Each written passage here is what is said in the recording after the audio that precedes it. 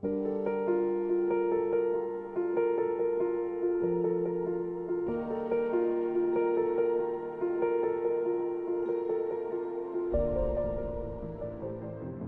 all started with just a vote, a single choice in a sea of millions.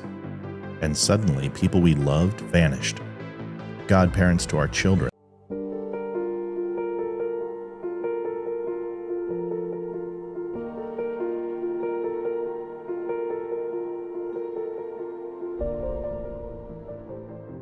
It all started with just a vote, a single choice in a sea of millions. And suddenly, people we loved vanished. Godparents to our children, lifelong friends, all gone with just a click, with a comment, with silence.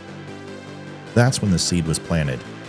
Don't Unfriend Me wasn't just a name, it was a plea, a line in the sand, a refusal to let politics tear apart what humanity once held so sacred. We didn't set out to build a movement. We set out to tell the truth, even when it hurt.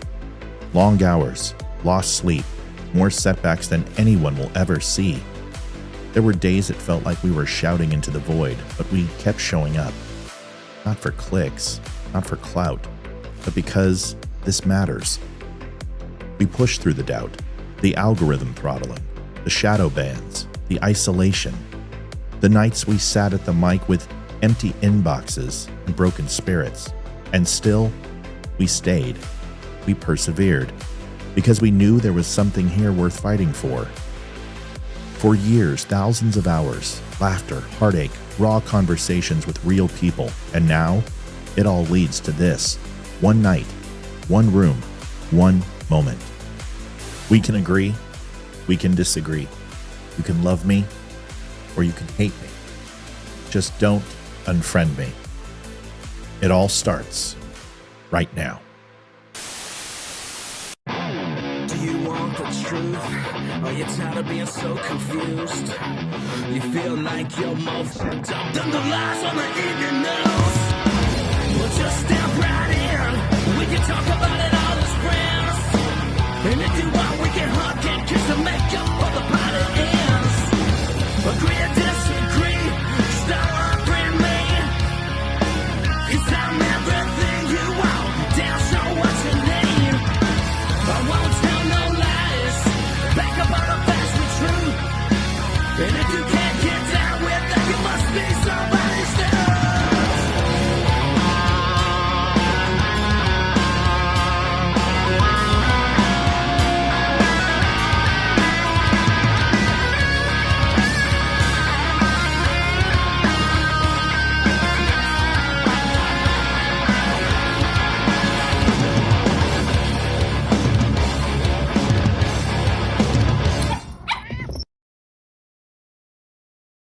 Hey everybody, it's the chicks on the right here. We had such a blast on the Don't Unfriend Me show. Check them out at The Dumb Show on social media or thedumbshow.com.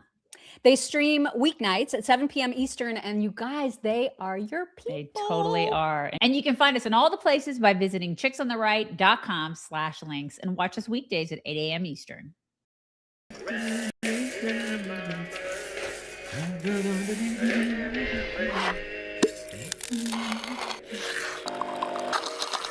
Come on, man. Can you feel the pain? Into him now. About this new world. Ain't no track. Papa's got a brand new eye. Hey, what is going on, everybody? Welcome to the Don't Unfriend Me Show. Happy Monday. 82 signatures are where we are at, where it comes to the dumbshow.com's facts from usafacts.org. They've extended it to the 22nd. I think they've now bumped it from 40,000 signatures. I think they're up to 75,000 signatures. This petition is going to be sent to Congress, and its design is to ensure that data and information that we pay for with our tax dollars is disseminated, processed, and given to us in a timely manner. No more waiting 21 years for some tobacco study. No more waiting for something about drunk driving or violence with firearms, something that is positive, that shows no link to video games or owning a firearm makes you a mass shooter. Things like that. And it's important to get it out there. So far we've done 82. We started off with 20. And we're 82 out of 85. Would appreciate it. All you got to do is go over there and go ahead and put an email and name and then zip code and go ahead and fire it off. Now, if you want to subscribe to that, I recommend it. usafacts.org is where I get all my information and all of my numbers. I've been going there for years. I recommend you guys do the same thing. If you have not had a chance, please do. And let's get to the show. Appreciate you taking a second and doing that for me. thedumbshow.com/facts. Click on the link. That's simple. Thanks so much. Adjusting transmitter output. This is the Don't Unfriend Me Show with your hosts, Matt, Leroy, Amy, and Olivia. Geopolitics, military analysis, and election coverage. Coming to you live on all major social media channels at The Dumb Show. Honest, direct, unfiltered. We can agree, we can disagree. Just don't unfriend me. Hey, what's going on, everybody? Welcome to the Don't Unfriend Me Show. Hope you had a great weekend. I did. Good weekend. Fun time. Hope you guys had some fun with family and all that type of stuff. See if you guys watched the World Cup. Not that you may have cared. I didn't care. But, it was kind of cool to watch. Literally, Argentina, everyone's like, oh, the game was thrown by the refs. And it's like, bro, you got like 2 shots on goal. That I don't care how many times the ref throws the game. If you only have 2 shots on goal, you're not going to win, especially in soccer, the most boring sport in the world outside of bowling and golf. I would rather watch golf than soccer, to be honest with you. But hey, it was kind of cool to see. Anyway, let's see. Lisa Regina is going to be in the house tomorrow night. Excited about that. We're going to hear all about her new project that she's doing. She'll be on for about a half hour. Barry Morgenstein will also be here this week on Friday, which is awesome. John David Gregory will be here as well. On the 28th, and then Chris Martini, extraordinary director who has done the Scott Lebedo film. You guys saw that, how great that was. He's going to be here. Tyler Fisher is going to be here, comedian, August 5th. And then Hannah Pruder, who is also an extraordinary director and writer and producer, and she has some really cool stuff that we're going to talk about, specifically on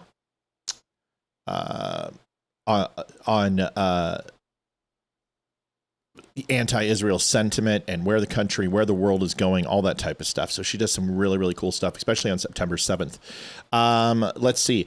Overtime clock is up. Now you guys might wonder, what is the overtime clock? It's pretty simple. That clock means that we go till 9:30. We have $300 up on the board for donations.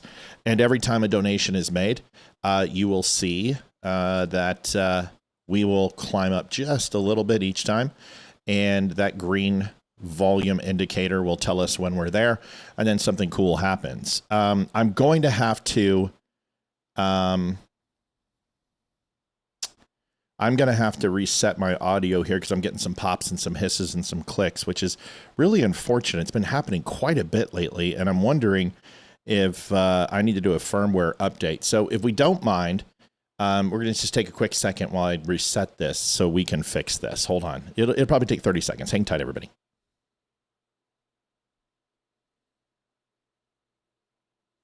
You guys can still hear me through the computer.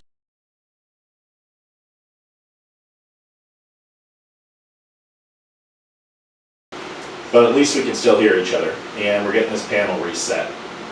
And we had a power outage, and I think that had something to do with it, and I should have reset it again before coming on the show. So about 15 seconds. All right.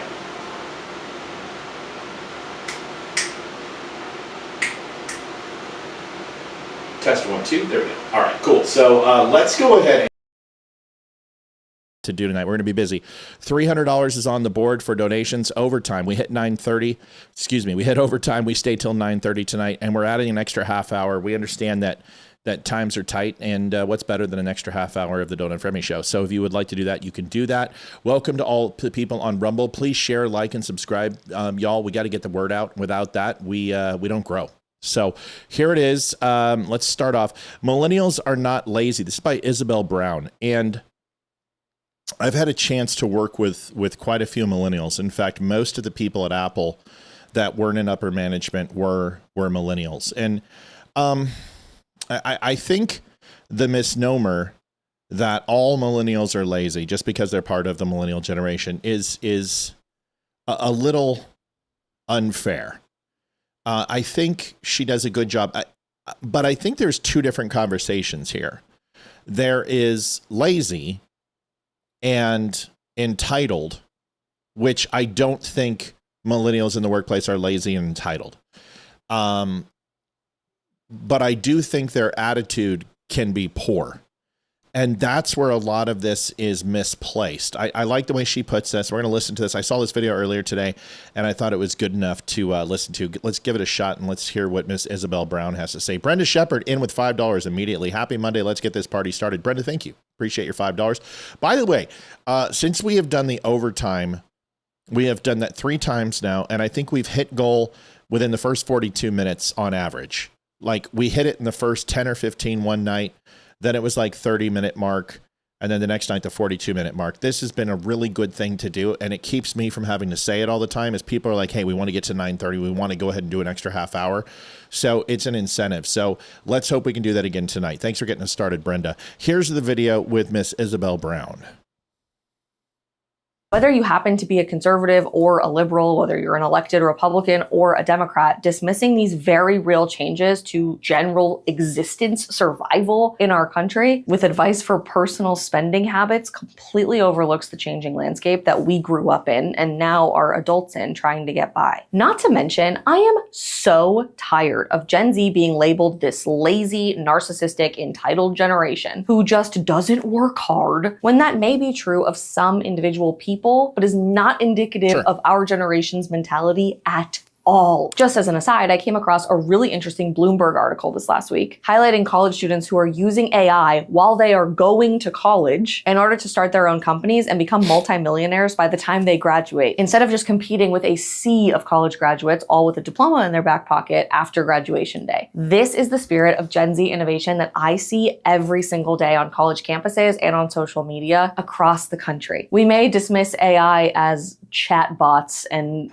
holographic girlfriends and boyfriends, and there is some of that out there. But the most innovative and smartest Gen Zers are figuring out that AI can do the market research, build the prototypes, and automate the grunt work for a company that used to require a massive team and a huge budget. So real students at real universities are making millions of dollars while they're still earning their degree to figure it all out. Like an 18-year-old currently studying at Carnegie Mellon, who started building an AI platform for consulting firms during his first semester of college and raised about $2 million in pre-seed funding in the process. Or a real student at Rice University, who's building an autonomous drone for organ delivery using AI while he's still a student in college. And as a result of all of this, venture capitalists are now DMing students directly while they are in college and building funds designed specifically for student founders of companies driven by AI. 17% more startup companies were founded in the past year than previously projected by all of the experts out there. That is not a blip on the radar or something to be ignored, but directly attributed to the innovation of this next generation. So listen, I agree with a lot. And if you like Isabel, you can find her. I think it's hallow.com. So I always like to try to give credit to the people we platform on the show. I love her presentation style, love her points. And obviously she's got a platinum YouTube award, something we will never achieve, being that YouTube hates our guts. But once again, I think as a few individual cases and anecdotal evidence of millennials being lazy or entitled, a few cases of successful college students in very prestigious universities like Rice or Temple or Yale or Harvard also isn't indicative necessarily of the entire millennial generation. I think the points she makes are are founded in optimism about this generation. I think when people say entitled, and I think when people say lazy, what it makes it sound like is that they don't want to do any work and they want to, earn all the accolades. Well, that's not necessarily true.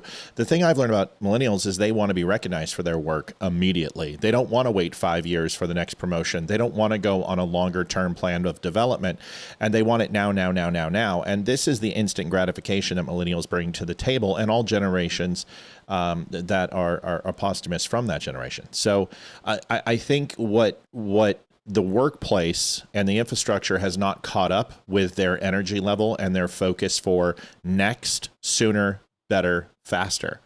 And then that gives people, well, they're entitled because they want it now. No, they just have had everything served to them whenever they want it. The funny thing is when we used to cook minute rice, it would still take 10 minutes, but not anymore. Now you can pop it in the microwave with a 1 minute cap, and there it is.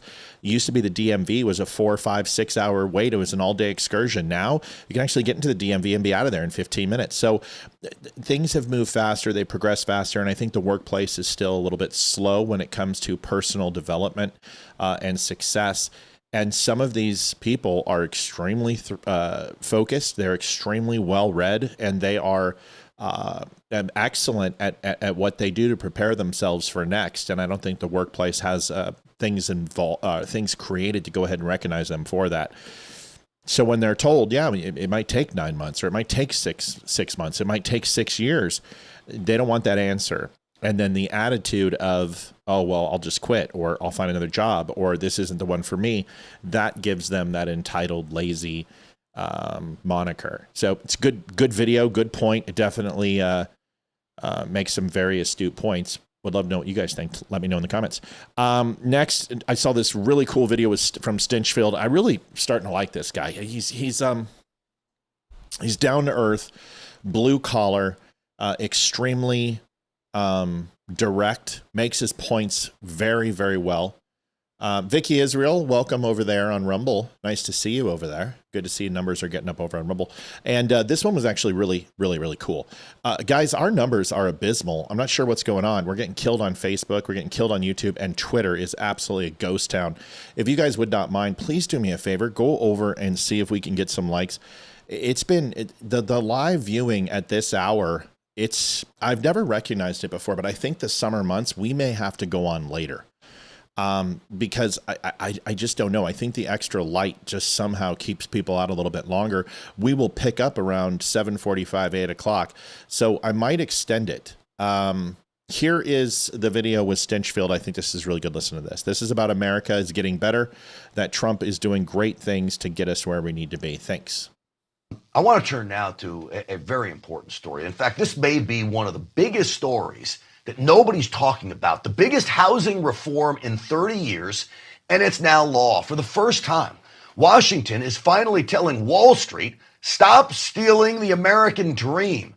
For years, giant investment firms have swooped into neighborhoods with all cash, outbidding young families, turning homes into rental properties, lots of them. This law starts putting an end to that. It also cuts government red tape, speeds up home construction, lowers building costs, and rewards communities that actually build more housing. More homes, of course, means lower prices. That is simple supply and demand economics. And this may be the first truly bipartisan bill to be passed in ages. Look at the vote. 85-5 in the Senate, 358-32 in the House. Washington can't agree on what day it is these days, but they agreed on this. Now, here's what the media will not tell you. This all traces back to President Trump. Months ago, he signed this executive order aimed at getting Wall Street off the backs of Main Street home buyers. That order laid the groundwork for what just became law. And give Charlie Kirk credit, too, on this. He was sounding the alarm long before anyone in Washington cared. He kept saying Wall Street was buying up American neighborhoods while first-time buyers got priced out. Here's Charlie in action.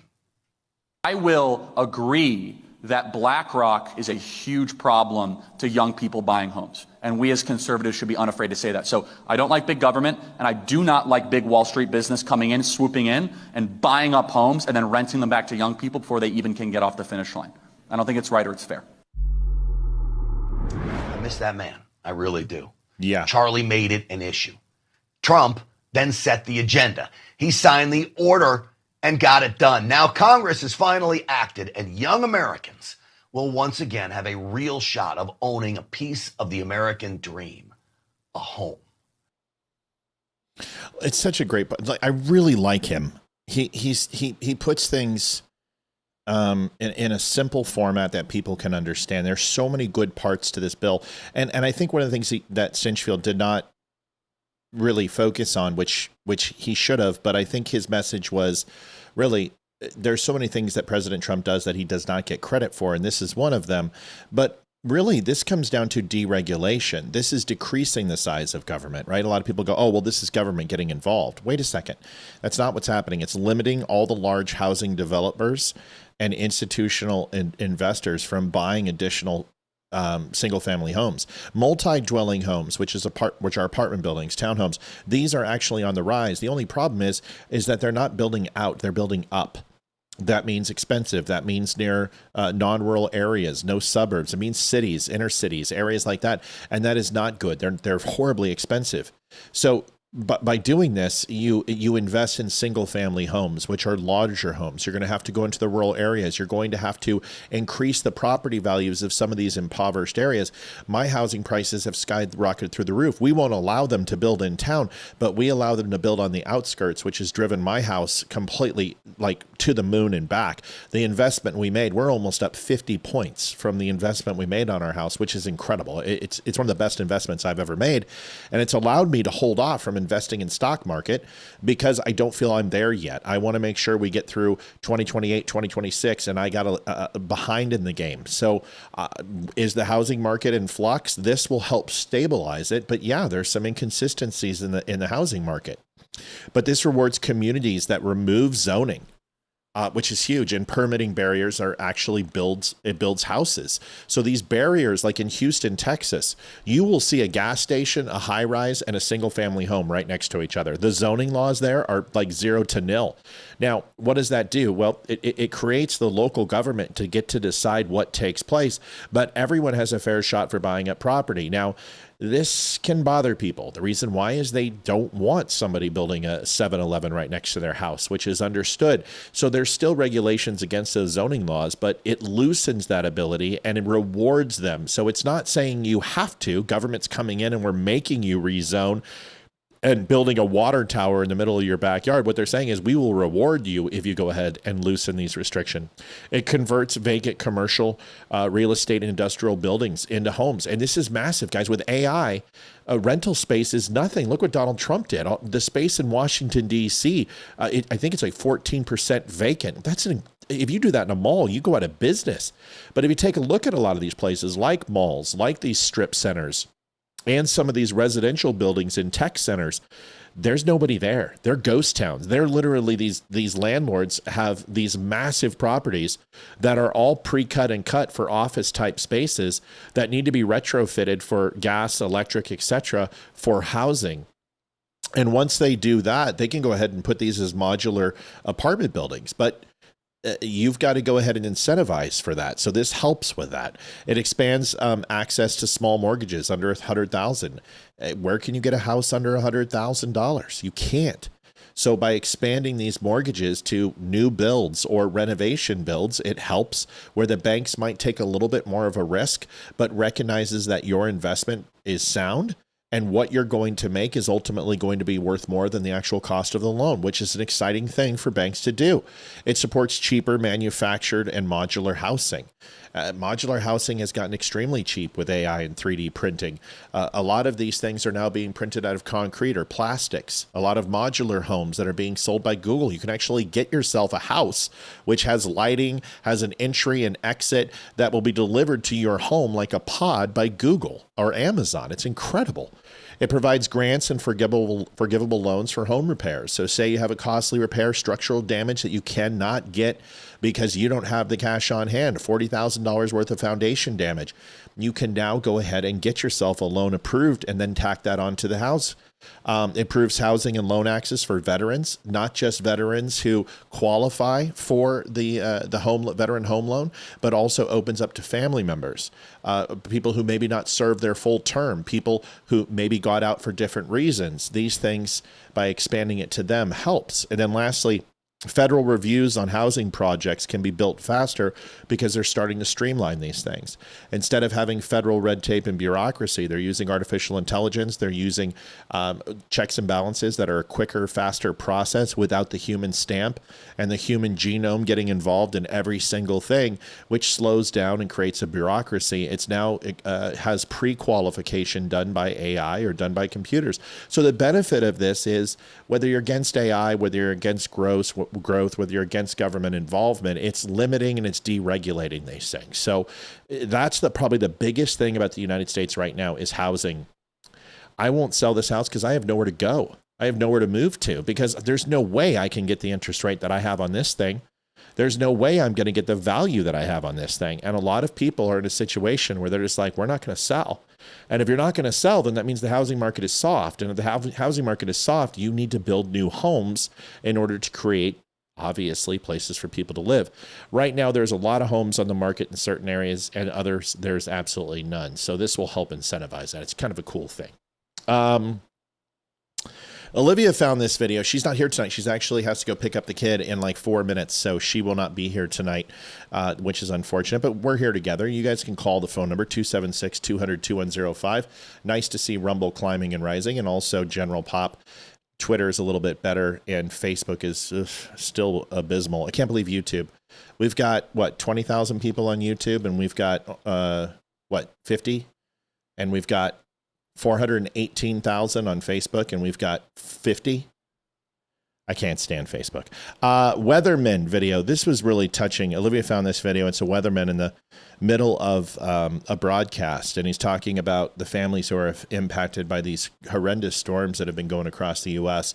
And it was just very touching to see someone do this live on TV. You just don't see these things anymore. I want to be praying for these people in the path of this storm, that Lord God, your sovereignty would be here, that you, Lord, would protect everyone in the path of this storm, that you would give wisdom and clarity for families to seek shelter, that these plans would enact now, that people would reach out to those people in this affected area to give them the warning they need. In your holy name, protect us, Lord. I just thought that was a pretty nice thing. I just thought, we need more of that. And people recognizing that, there's so much to be thankful for, and there's so much to be appreciative for. And yeah, we go through trials and tribulations. We all have our Job moments.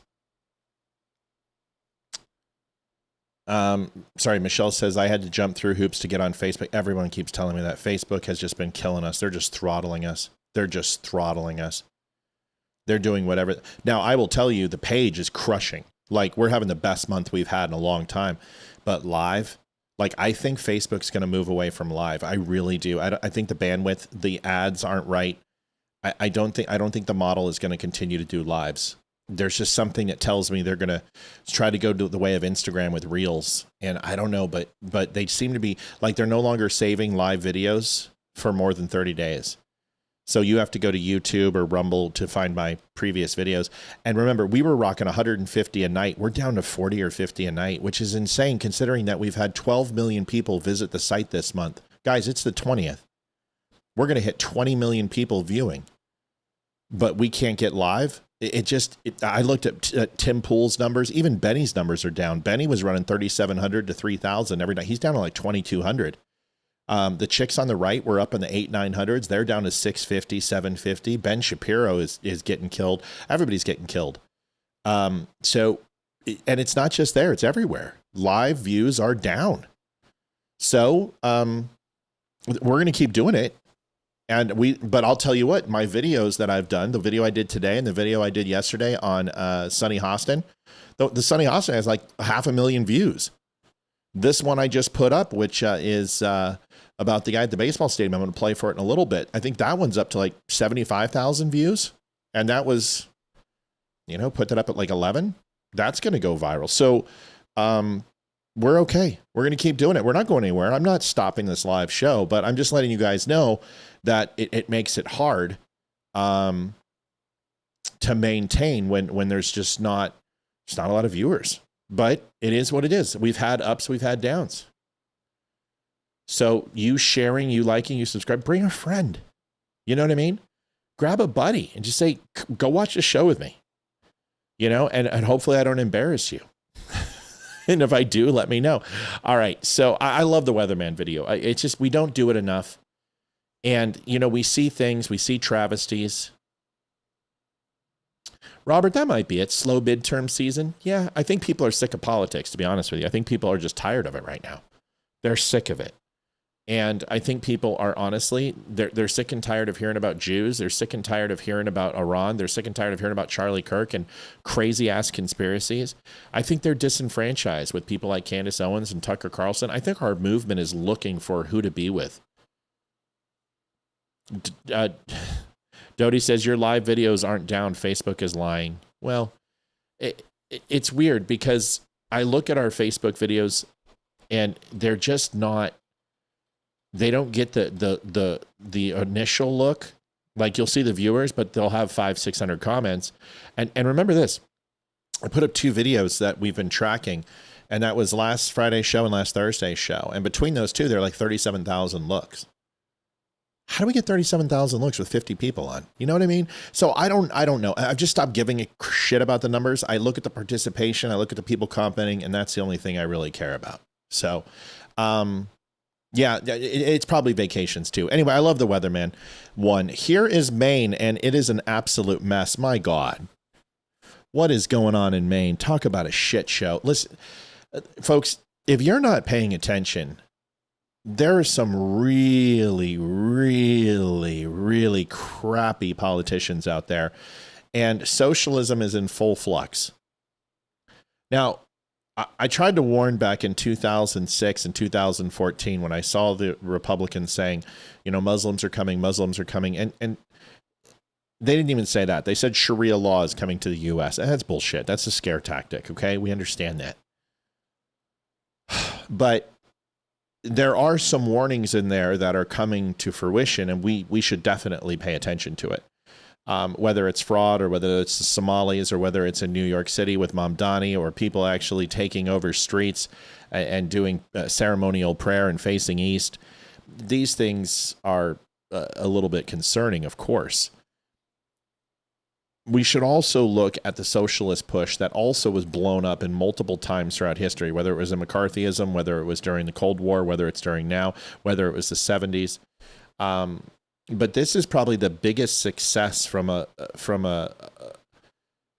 politician's level that we've seen, which is the Democrat Party is moving further and further left at a rapid clip.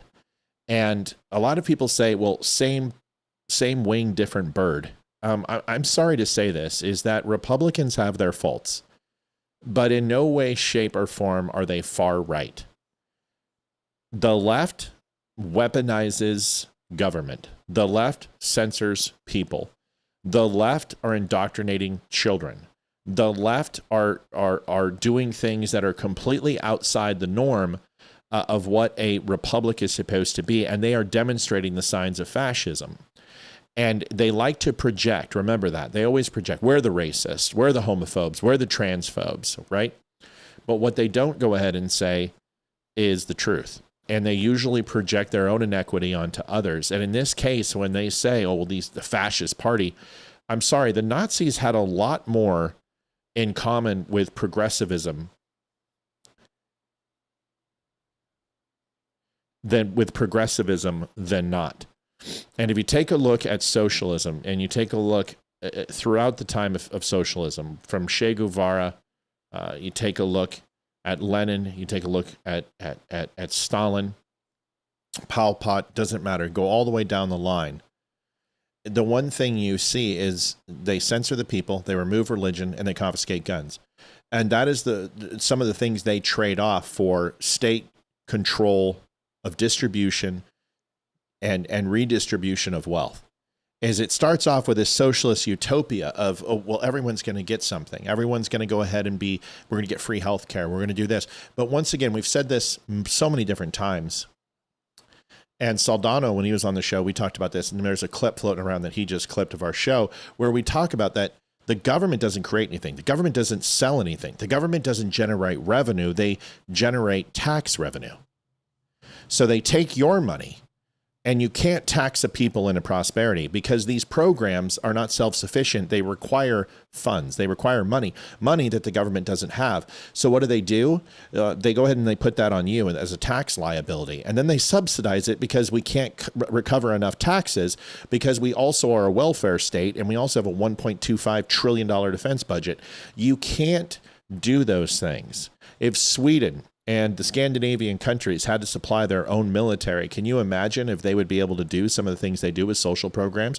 If North America was actually just Canada and not the United States as well, do you think that Canada would be able to give away the worst free health care on the planet? No, they couldn't because they would need a military. It would need to be robust because they are literally next door neighbors to Russia. So when we talk about socialism, it is on the rise. Here is Maine. Not only socialism, but the level of crazies. I can't, Meatloaf, basically. I don't know if this is Graham Plattner who shaved or Meatloaf, but look at this. This is the candidate from Maine. Actually, Webb, what qualifications do you have to serve in the U.S. Senate? Oh, I ran for office several times. Didn't win, but I did run. And then I'm a songwriter, and then I write my own books, and then I eat the heads off of bats. Suppose my transparency, I went. Transparency, Ashley? Ashley? Are you serious? Yep. Holy shit. Lie to the people, and I wouldn't deceive the people like we're being deceived right now. Like, we get lied to, smoke and mirrors, like what's going on with ICE. Pretending like these victims did something wrong. Like, that's unacceptable. And I suppose the biggest thing is, like, I'm just an angry citizen now, and if I got elected, I'd be an angry senator, and I think that would probably be their worst nightmare. Wank!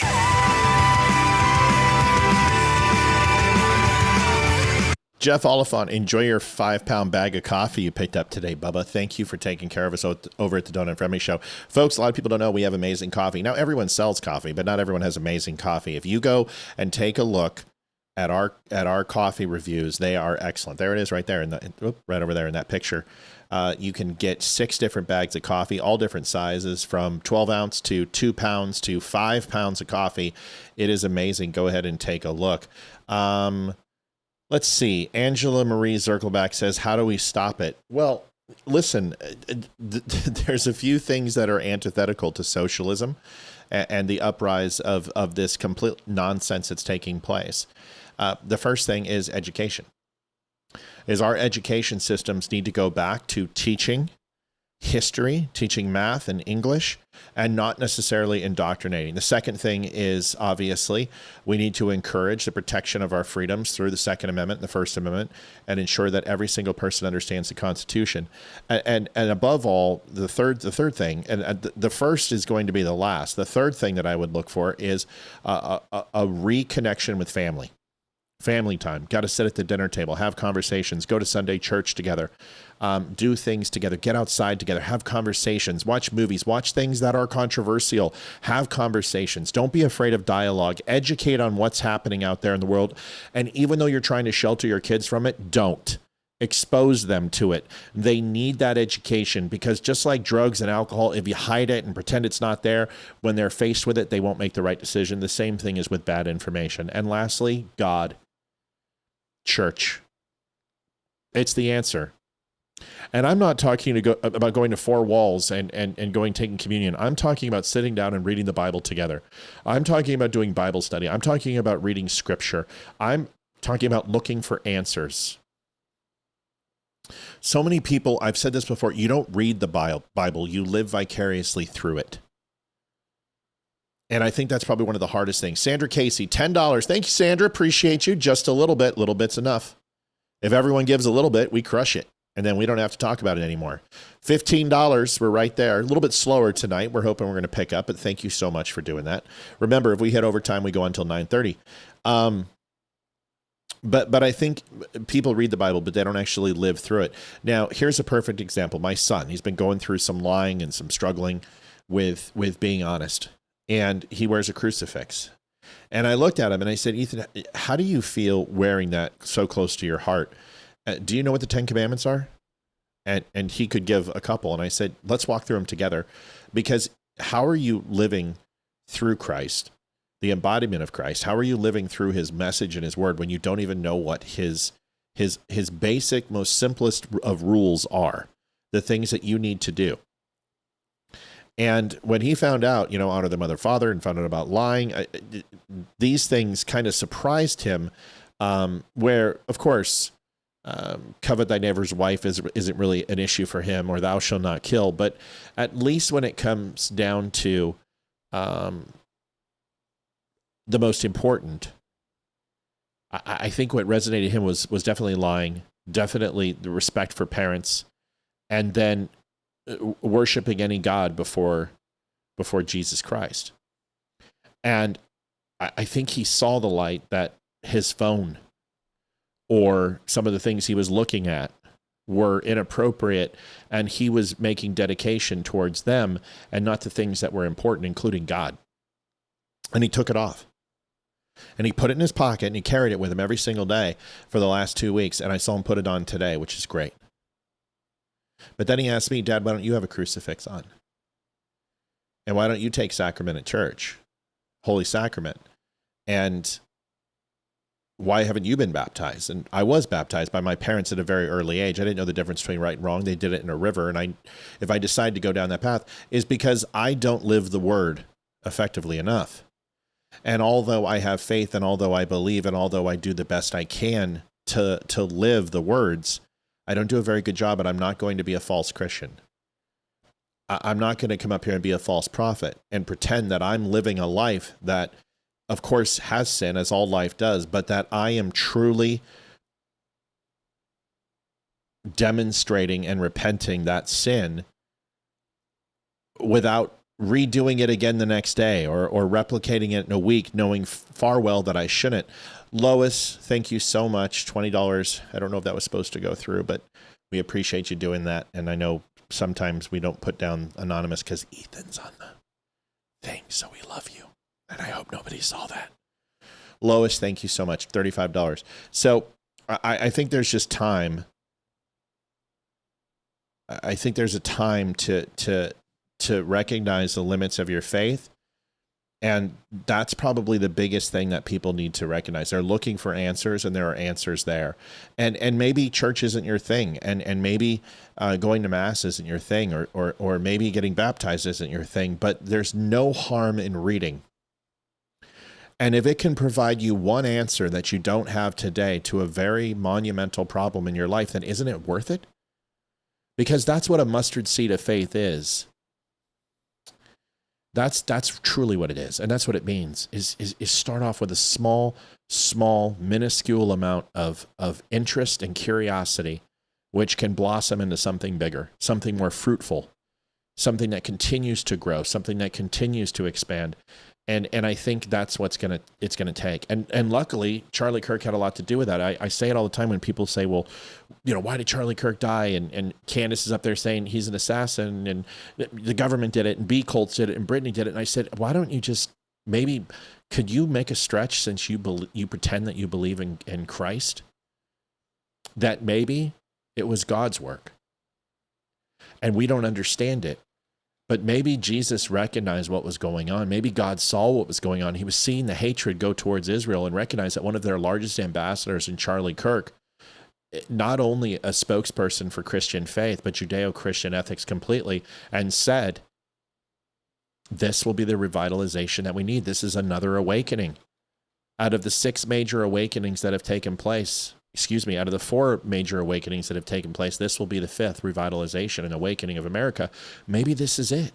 Because if you look at Bible sales, and you look at church attendance, and you look at people, especially the younger generation, reaching out for faith, Charlie dying was a massive, massive blow to these younger kids. And they're looking for answers, and they're looking towards God. And I believe good will win. I think good will triumph evil. Lambroso15 over on Instagram says they've gone down the shitter. Talk about smoke and mirrors. You're trying to make people think you're a chick. Yeah, I know. But remember, that person said, be transparent, right? Craziness, isn't it? Isn't it just wacko? I mean, be who you want to be, whatever. You want to dress in women's underwear, that's your choice. But don't expect me to participate in your delusion, right? So, yeah. I'm reading comments. You got your coffee, Vicky? Good. I'm glad. Hopefully you like it.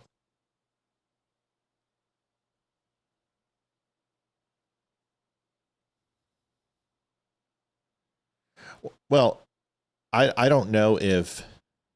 Speak to your pastor about this subject, Matt. What are you talking about, Tammy? I've spoken to my pastor about these subjects. Which one in particular? Which one in particular?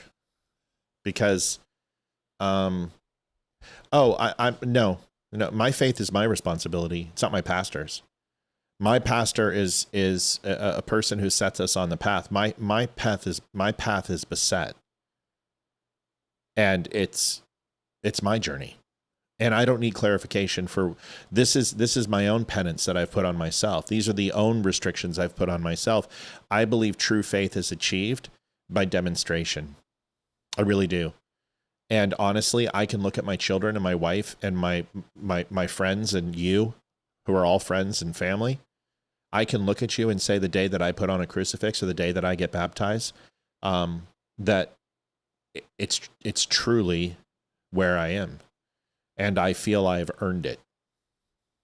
But we're constantly working for his sacrifice, and none of us are worthy. None of us. So I'm just not ready. And that's okay. It doesn't mean that I can't talk about it, but like, even if I go look at the temple, I neglected my temple. I don't know if you guys have noticed, but I'm changing. My face is thinner. I'm bigger. I'm putting in the effort again. And I just gave up for a little bit. For a year, 2 years, honestly, I wanted to break. I was 7 years of working out. I was done with it. And now I'm back to working at it 7 days a week, eating right, taking care of myself. Now I'm down 12 pounds and I've got another 8 to 10 to go. And then from there, we'll just continue. But my temple, I neglected it. And that's not just my mind, but that's my body too.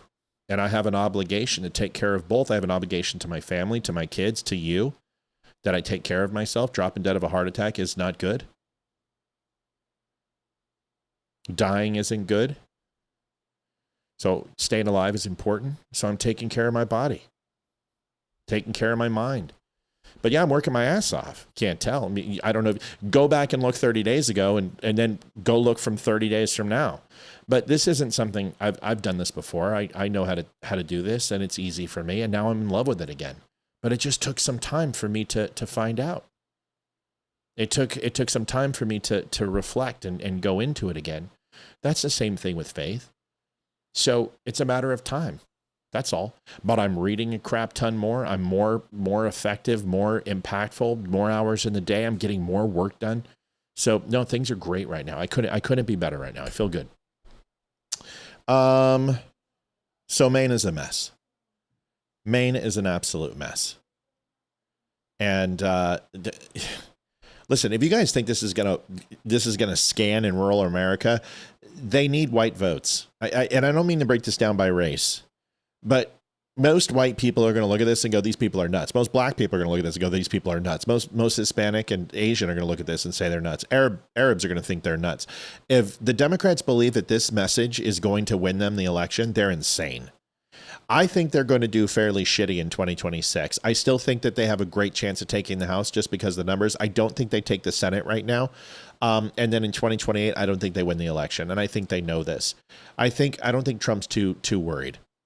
Robert Petrowski, the word of God means different things at Robert. I didn't get the rest of the message, but $25. I did get that message. $60 and we're in. We appreciate you.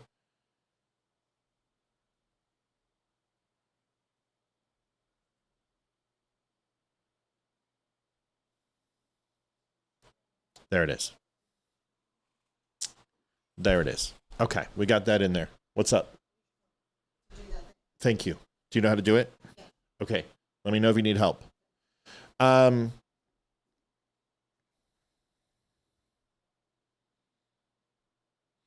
Matt, I appreciate. Oh, it sounds like you're saying you don't feel worthy of Christ's sacrifice. None of us are worthy of Christ's sacrifice. None of us.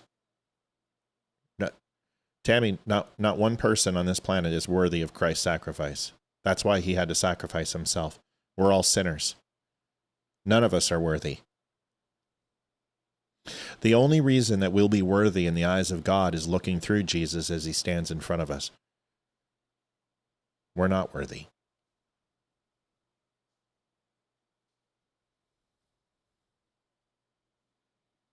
I'm not worthy of God's love. I need to accept it. I need to embrace it, and I need to put my arms around it. But I'm not worthy. None of us are. But the price has been paid. Darby Carlton donated $30. Thank you, Darby. $90 is where we're at. We're almost a third there, folks. Thank you so much. Appreciate it. Here, let's see if I can get up there. There we go. So that's all. That's all. Not worthy. And I think more people need to realize that. A lot of people carry their faith as a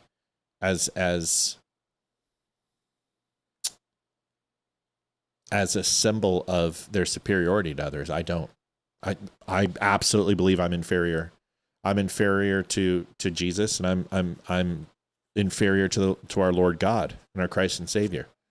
I am inferior. I believe that, because if God is real, that's just, even if he didn't die for our sins, I'm inferior. And if he's not real, what's it going to hurt exploring new ideas and new thoughts and meeting some really cool people? Some of the greatest people I've ever met are people who participate in faith. So me rejecting his grace and his love is different. That's not what I'm doing. I'm not ready to wear the signs of mortal indicators of my faith. I'm not ready for that. I don't know if I ever will. I don't know if I'll ever wear a crucifix. I don't know if I'll ever be baptized. I was baptized when I was a young boy. That's enough. I know the difference between right and wrong. But I don't know if I'll ever get a tattoo. I don't know if I wear a crucifix on some clothing once in a while. I know he doesn't. But Tammy, I'm well aware that God loves me. You didn't listen to me. I am not worthy of his love. But he gives it anyway, freely. Now it's up to me with free will to recognize his gift and recognize his benevolence and reciprocate that by repenting, speaking his name, and doing the best I can to live through what he expects of me. Yeah. Yeah. Mark, God bless you. Thanks, man. I didn't say God isn't real. I just said whatever your faith is. Robert makes a great point. This is a good one. The words of the Bible mean different things to different points in your life because your understanding changes. Yeah. Ain't that the truth? That's so truth. Debbie, I'm sorry. Hold on a second. Ethy. I'm so sorry, Deborah. Watch this. The Shack. Tell Mom to buy it. We need to watch it tonight. The Shack. Thank you. Sorry, Debbie. I let you down. I'll watch it tonight. No, you don't have to be baptized to go to heaven. I understand that. Okay, let's move on. Appreciate you guys. I mean, I love the talk. You know, I can't wait to have Chad Prather on. Do you guys know how excited I am to have Chad? Because Chad is, he's much funnier than me. I think he's better looking. I don't know about that. Let's not push it. But he's definitely funnier. But I love his approach to God, and I love how he starts off. Justin Barclay is another person. I love his faith. I love his faith. I really do. I love it. I'm jealous and envious of it, and I understand what that means. Yeah, I'm a little envious of Chad Prather's faith. I love people who believe. I wish I could just absolutely, with no equivocations and no doubt. But I think that's the trial, isn't it? I think that's the trial, is to circumvent your own doubts and to have faith in something bigger than yourself. And isn't that what love truly is, isn't it? I have that movie, The Shack, and I read the book. You trust me, I'm going to read the book because I always love the book. But Chad Prather's coming on. I'm so excited. That's going to be awesome. Folks, we're $90, 1/3, almost the way to goal. Be nice to hit that sucker soon. We have a little thing that we do at the end. You'll see.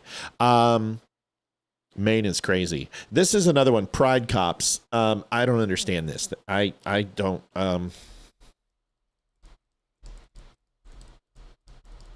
I saw a video today that was talking about the Detroit police.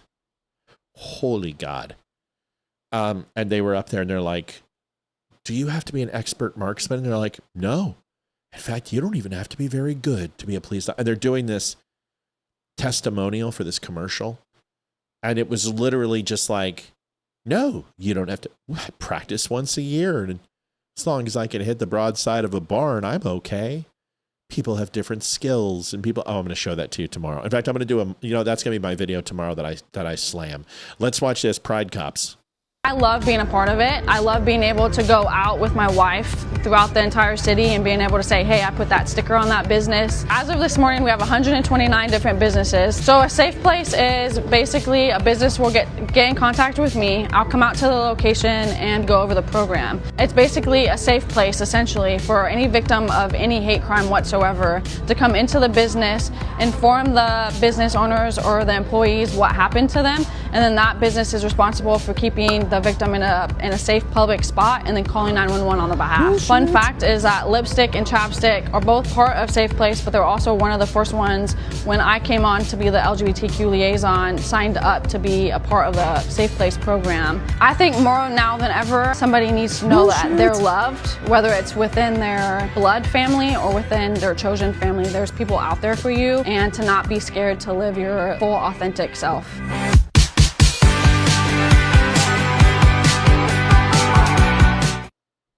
Bullshit. Civil rights, man. I'll tell you what, that just fucked us up as a country. The moment that you allowed the United States government to sue businesses, that was it. That was it. That was it. It just changed the face. It's forced indoctrination. It removes the debate from the town square and penalizes anyone with different opinions than what the masses say. That's what civil rights was. Civil rights wasn't this like utopian freaking ideal. We already had that. Civil rights was already in the Constitution. It was already in the Bill of Rights. We just needed to impose the laws we already had. You needed to go after racist and prejudice that was in the system. You need to go after the cops that were actually racists and bigots, or the town council, or the employers. We had laws against that. We had anti-discrimination law. We just didn't enforce it. Just like we have gun legislation, we don't enforce that shit. Civil rights allowed the United States government to punish corporations, and then therefore the corporations punished the people. Because corporations didn't want to get sued. Corporations didn't want to get fined by the government. So what did they do? They nailed your ass. They fired you, or they docked you, or they demoted you so they could get you to comply. It's government control. Civil rights was worthless, and it's still worthless. So was desegregation. Matt, you're a racist. Fuck you. I am not a racist. Want to have this conversation? 276-200-2105. I'll walk you through the whole damn thing. I'll walk you through the whole civil rights movement. You tell me who's crazy. Civil rights literally allowed the government to sue the corporations, and therefore the corporations then controlled the people. It's not that hard. As far as this, first of all, it is absolutely illegal to discriminate based on sexuality in the workplace, number one. So it's a safe place everywhere. Second, you cannot go ahead and discriminate a customer based on sexuality or sexual preference inside the workplace unless they're breaking any standard rules that are against the law, like nudity, or PDAs that are excessive, or demonstrating any of those type of things, or cussing, or being belligerent, or drunk in the workplace. It has nothing to do with you being gay. You can be gayer than a $3 bill and walk into any establishment in America, and if somebody treats you wrong, you could own them. Unless they refuse the right to make you a cake that you drive 72 miles for out of your way to make a drama-filled event on social media. Why do you need a safe place? You can report a hate crime. Why don't you go to the police and report the hate crime? Why are you going to a business and reporting hate crime? Once again, this is just like encouraging people to snitch on COVID. So if I say to somebody, hey, I don't like you because you're gay, is that a hate crime? Are you going to go report me to the police? Are the thought police going to come over and say that? No, I would never say that to a person. In fact, I love people who are gay and lesbian. I got no problem with them. I've partied with them. I've served with them. I've worked with them. I've hired them. Some of the best people I know are gay and lesbian, and I will stand by their right to do that. And they can be able to get married so they can get tax benefits and all of those things. I don't give a shit. The institution of marriage is no longer biblical. It's run by the government, and it's a way to make money with licensing fees and taxes. What I care about is holy matrimony, and that is for a man and a woman. Sorry, you're not going to convince me of anything else. And you can go into a church and before God, go ahead and swear your fealty to another man, but that 100% is sacrilegious, and I think it's an abomination. And I don't care if anyone agrees with me because that's my belief structure. But if you want to go and get married in a city hall, or you want to go get married and sign a piece of paper in front of a couple witnesses in Vegas, I don't care. Have at it. It's a piece of paper. But if you're going to take the holy sacrament of matrimony in front of God, you should probably follow his rules. This is just my opinion. Does it mean that gay and lesbian should get married? Sure. Fine. Enjoy it. Rock and roll. Have at it. But this is stupid. Are there straight people places to go? What happens if we're in Watts? Is there a place for white people to go if they feel that they've been subject from a hate crime or a gangland violence, or Antifa if we're in Minnesota, or a Somali, or maybe if we go overseas to the UK and a rape gang violates us anally? Is there a place where I can go ahead and proclaim my safety? So what we're doing is we're relegating people based upon where they put their dick or vagina and what the color of their skin is, or what they believe religiously or don't believe, or which political party they're in order to give them special rights and special freedoms that they don't need. I'm not for it. You shouldn't be for it. I don't want white people getting that privilege. I don't want anyone getting that privilege. How about we just take away privilege, and how about we let everything be based on meritocracy? Or for the people who can play at that field. Because there's people with disabilities who should not be on the same field. There are people with severe setbacks that have things that they cannot do that normal society can do. And it's our responsibility, instead of throwing them into pits with dogs or lighting them on fire or aborting them, that society can help, because that's what the village does. Even the village idiots deserve some food and some water and some shelter. That's okay. I don't mind doing that, and I don't mind if my taxes go to that. What I have a problem is the multi-billions of dollars that go overseas. And yes, to Israel, but also Qatar and UAE and Egypt and Kosovo and Taiwan and South Korea. Yeah, all those places too. So if we're going to hate the problem that the money goes to the Jews, the $3.3 billion that we actually get something back for, you better go ahead and hate it when we do it in the Middle East and in Europe and everywhere in Africa as well. But I never hear that. It's always about the Jews, isn't it?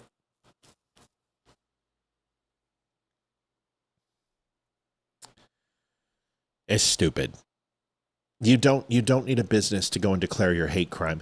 If you think that you've been a victim of hate crime, then call the police. That's what you should do.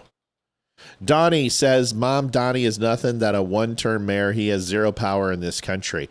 Geez, Donnie, you know what? I wish I could agree with you, but I think Mamdani is the new face of the Democratic Party, along with AOC. Bernie Sanders and Elizabeth Warren are the geriatrics that are handing it over. I want to talk a little bit about that in our show. He may not have power as mayor, but he has political capital. And if that guy ever runs for higher office, and I'm not talking about presidential, we better be careful, because people underestimated a bartender from known as AOC, and she has done more to turn that Democratic Party to progressivism than Hillary Clinton ever could. You're totally in the zone today, Matt. Did something big spark this extra focus? I'm working out again. Working out is the key to survival. It helps with brain power. It helps with sleep cycles. It helps with creativity and innovation, sex drive, everything. Working out is the greatest thing in the world for you. And pushing 60,000 pounds has a tendency to clear your brain. No, we go through cycles in life. You guys have seen this coming. We started doing the models when I started doing the F-14 and the tank. So you saw the artistic side coming out. You've seen some of the graphic designs be more consistent. The show's been growing, more interviews, hungry. I don't know. It's just, I'm starting to enjoy everything again. This got to be a drag a little bit. It did. I got sick of the donations every night.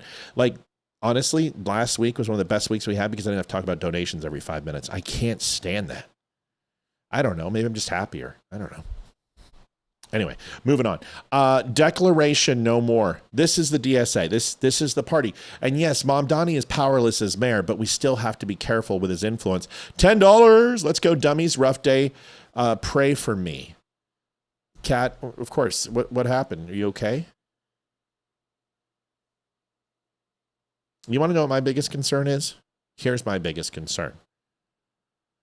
Mamdani, Democrat, gets in office. If you think Mamdani's not going to get into the administration, if you think that he won't be put as treasurer or get on the UN as UN ambassador, you have no idea. And I believe that guy will turn the United Nations against the United States, even more than they already are, and give them the power to do it. I think he'll vote along. I think he will try to arrest Netanyahu. He will go ahead and try to go ahead and declare Israel as a terrorist nation and state. And that's ball game. That's ball game. Mark my words. They will make him an ambassador to the UN. That's ball game. He'll dump all the money into Ukraine. He'll dump all the support into Ukraine. Poland will take a stray missile. World War III will happen. Or, like I said, he'll declare Israel as a terrorist nation and make it open season on Jews. And the moment that he does that, the world will go ahead and have all the carte blanche they want. Because what are you going to do? You're going to have Europe with a nuclear power?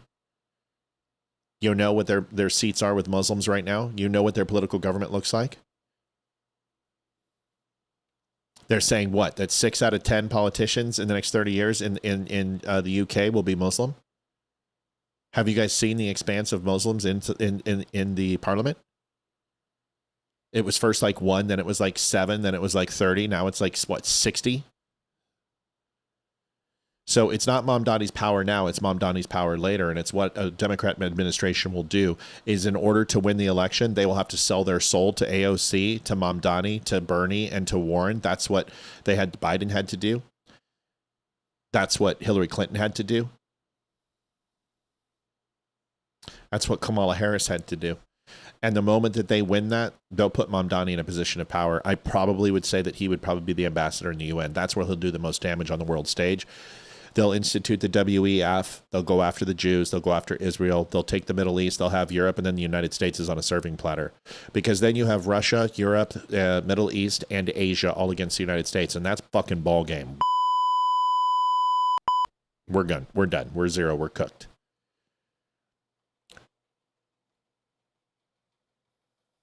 That's it, folks. Declaration, no more. This is the 250th anniversary. Oh, I can't hear this loser. Never mind. Let's go ahead and watch this instead. I forgot. Saying, I hope. She basically says she wants to go ahead and eliminate the Senate. She wants to eliminate the Constitution of the United States. They want to expand the Supreme Court. I mean, all the things. They want to do away with prisons. They want to do away with the police force. This is the Democrat Socialists of America. These people are absolutely retarded. It's literally retard alert all over the place. Uh-oh, retard alert. Retard alert, class. Here is Lindsey Graham's beautiful sister. Lindsey is obviously just recently deceased, and his sister went in a temporary position to fill his Senate seat, and now she has announced on Hannity last night that she is running full tilt, and she is going for the seat, which I think is great. I don't care. Do it. Make it happen. Listen to this. Darlene does this, meaning I hope you will get. And here's the filing deadline for people that don't know. And these are just the laws of South Carolina. Tammy, did you put that in about the UN before I did? And if you did put that in before I said it, maybe you should start coming on the show verbally, because that's very astute. I haven't heard any other person say that but me. That's pretty perceptive, young lady. I'm hoping what you did is you heard it from me and then you just wrote it down. If you didn't, then maybe you need to come onto the show, because that's very astute. That's absolutely what I would anticipate him doing, is getting a seat on the UN, for sure. The filing begins tomorrow. I think you have a week. Mm-hmm. Yes. And by that time, the funerals won't even have taken place. I know. And then the president's putting an ask on you, we'll put it that way. It's a lot of pressure. It is a tremendous amount of pressure. Tell me what's going through your head about it, and where do you stand now? I'll continue to say I've been praying a lot, talking to my family, but with the Kat, I don't know if that pulled up. Did I say thank you, Kat? I think I did, but if I didn't, thank you, Kat, for that. I appreciate you. love of my Well, yes, I already wrote that when you said it. I thought you were reading from what I wrote. No, ma'am. No, ma'am. I've said a lot of things about Mamdani, and one of them is that he wants world influence. He is a WEF NWO succulent. So, no, it's just great that you put that. I just read it after I said it, and I was like, oh, that's pretty astute. Yeah, it's really, really smart of you. Not just because you agree with me, which makes you really smart, but also because it's smart. My family, with the support of his staff. I know I'm a hard worker. I learned that from Lindsay. He cared about the people of this state. I've worked for almost 30 years for the people of this state. I want to talk about that in a minute. I feel like I can do it. I feel an inner peace about it. Will it be difficult? Yes, absolutely. So you're inclined to get in, or have you even made a final decision? I've God, Hannity's interview style drives me crazy. made a decision. You're in. I'm in. In like Flynn. Here's her bio. Walk you through exactly what she's accomplished, what she hasn't. I like her disposition. Funny, she sounds like Lindsay, you know what I mean? But she didn't mention Israel once, which means that she doesn't sound too much like Lindsay. She seems intelligent enough.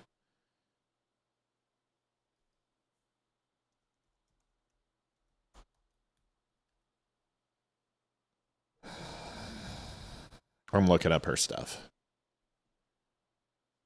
She has an undergraduate law degree from the University of South Carolina. She served in her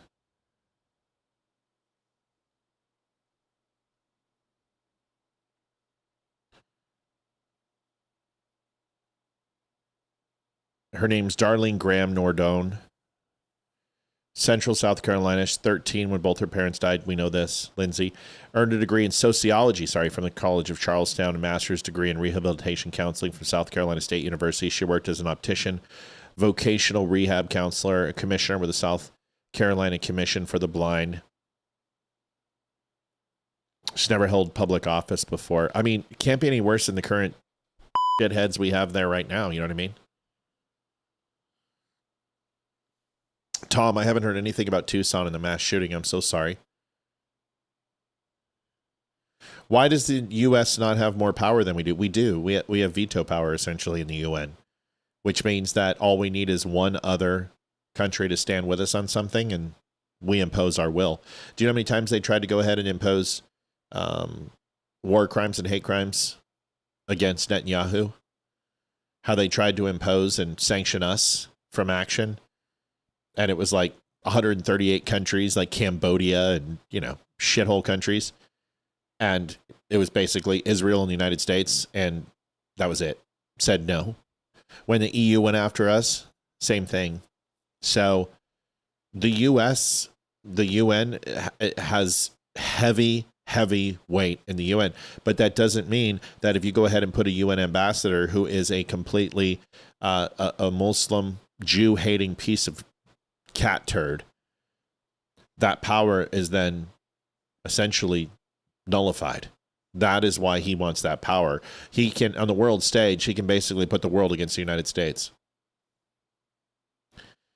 Don't forget, folks, there were countries in France, there were countries in Poland and Austria that knew what the Germans were going to do, and they betrayed their own governments to make it easier for the Nazis to go ahead and blitzkrieg through France. You understand this, right? You're like, why would they do that? They would die too. No, they were promised positions of power and money and riches. Money, power, votes, the things that people covet. So just because you're like, well, why would they bring in an opposing army onto U.S. soil? Why would anyone who's treasonous against their country do it? For advances and believe that the government will be replaced and a coup will take place and that person will be at a seat of power afterwards. That's why. People think that we're so freaking star-spangled awesome that we're not susceptible to treason and susceptible for government overthrows. Are you kidding me? You guys, we're 250 years removed from it. We did it ourselves. We did it to England. How many empires have been here in the last, how many empires have fallen in the last millennia? How about the last 500 years? How about the last 250 years? Can anyone name one empire that was around 1,000 years ago? No, you can't. Why? Because they all topple and fall, and the United States will too. Why is it so hard to believe that it could be somebody from within, like Mamdani, who goes into the UN and decides to go ahead and turn the world stage against us and our power that we have in the United Nations? They put it towards Israel. You think that the Democrats love the Jews? Obama abandoned the Jews. Biden abandoned the Jews. They repudiated Netanyahu. It's happened before. Why is anyone shocked? The real travesty is that they wound up getting conservatives to go ahead and repudiate the Jews in the exact same way. Anything that the liberals do that we assimilate and duplicate and emulate a lot of eights, it's a mistake. Anything. They are the antithesis of evil.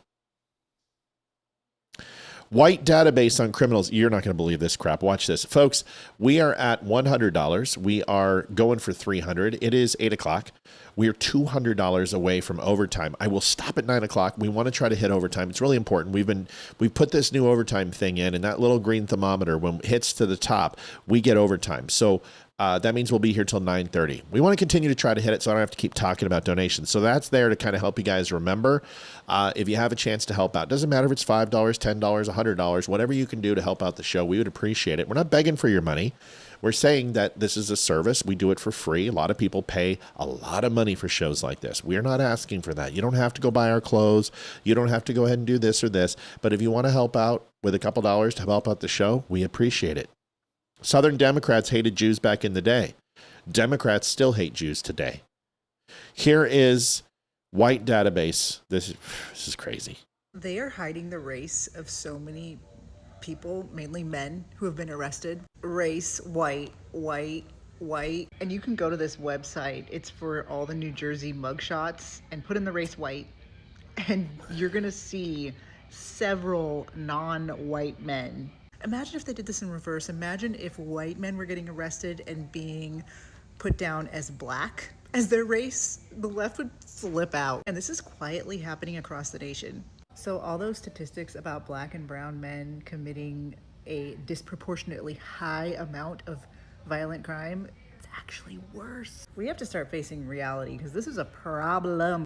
Okay, so here we are on the State of New Jersey Department of Corrections. This is their website where you can just go and you can search for mugshots. If you have not done this, go do it, because I did it, and this is all 100% true. This is no joke. Now, New Jersey's probably going to go ahead and fix this. $50 from Joanne Townsend. Thank you, Joanne. In memory of my friend, rest in peace, Helen. Joanne, I'm sorry. It sucks losing friends. As we get older, it seems to happen more often, but rest in peace, Helen, and I'm so very sorry. So very sorry. A lot of Jews are Democrats. It's like 70% of them are. I can't explain it. I don't know what to tell you. You think they would wake up, excuse me. Who's in jail. So for the filter, all I did was put in white with dark hair. And the reason why I selected dark hair is because if you just put in white, it says it's too many results. So this is white with dark hair.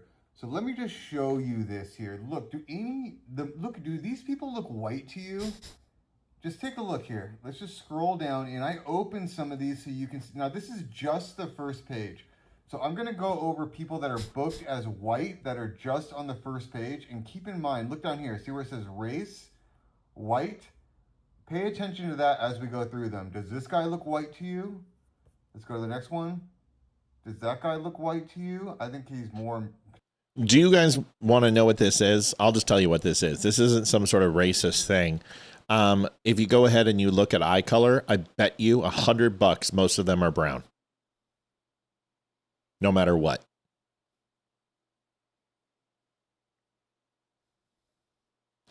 And that's because that's the first eye color. And in these databases, even though white is W, it's Anglo, and it usually is in the first position because it's the most abundant as far as population.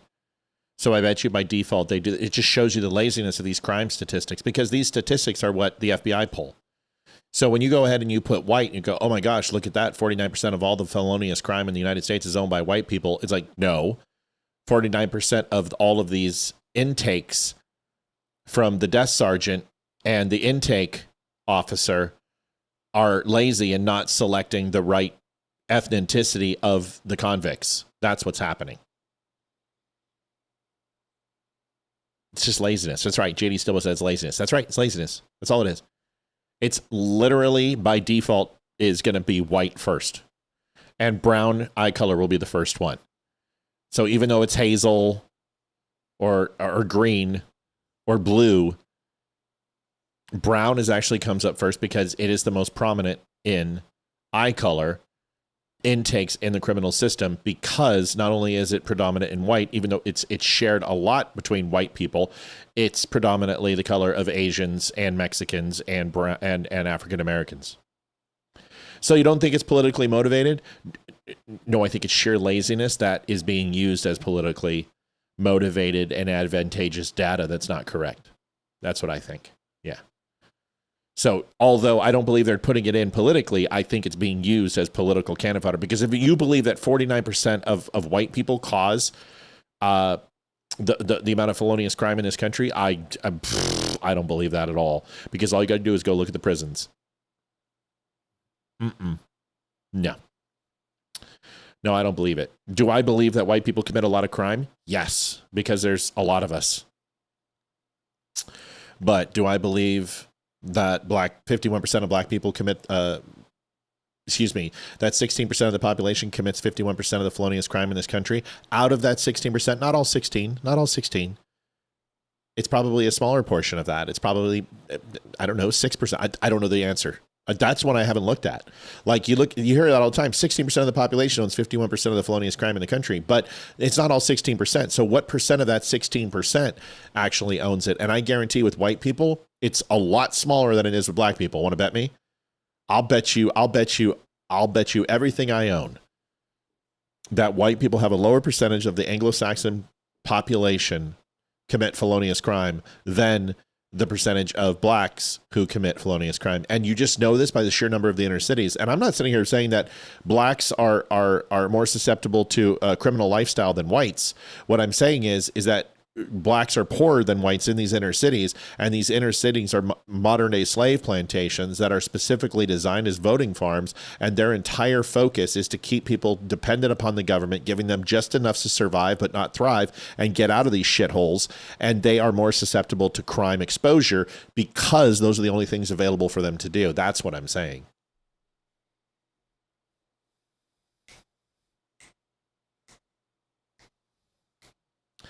Cooking, dun, dun, dun, dun, dun, dun. I think it's less than 4% of the population that does over 50% of the crime. That I absolutely believe. I would believe that 4% of the 16% of black people in America commit crime. Yeah. One out of four? Wait, 4 times 4? Yes, that's 16. 1 out of 4. Yeah, I believe that. 1 out of 4, sure. I bet it's 1 out of 7 with white people. Maybe 1 out of 8. I'm pretty sure that's accurate, Matt. I'm pretty sure it is too. I don't even have to go into it. I would absolutely, like, if it's 4% of the black population commit 51% of the crime, I would say 1.2% of the white population. Not less than that. It might even be down in the tenths. It might be 0.8. Fuck. Now I gotta look it up. Sorry for my language. Pardon me.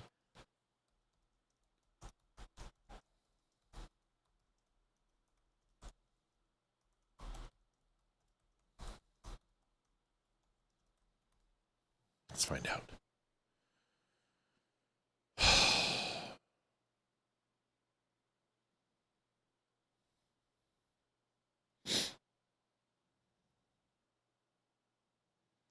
We're looking at the FBI crimes report, which we know now is not correct.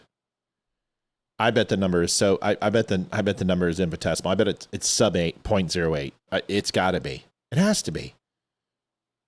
Or 0.8. Might even be 0.5. Because here's the thing: if the database is all default to white, that's ill. Just look at the prison systems. That's all you got to do is take the top 150 prisons in the United States and go ahead and find out by race what there is, and then go ahead and compare it to the crime totals, and you'll figure it out. White people don't get charged with crime. Give me a break. Bullshit. Bullshit.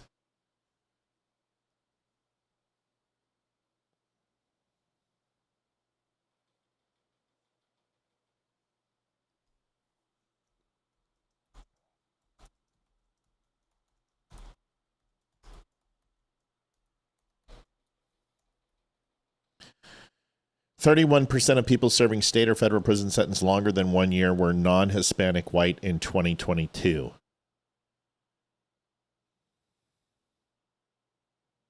See, the problem is that when you do misdemeanors, it's unfair. You can't do misdemeanors. Do felonious crime. I don't give a shit about misdemeanors. I don't care if somebody smokes a joint. I don't care if somebody has excessive amount of parking tickets or has a bench warrant. I don't give a shit if somebody, whatever. What I care about is felonious crime, hard crime, grand theft auto, larceny, murder, rape, strong arm robbery.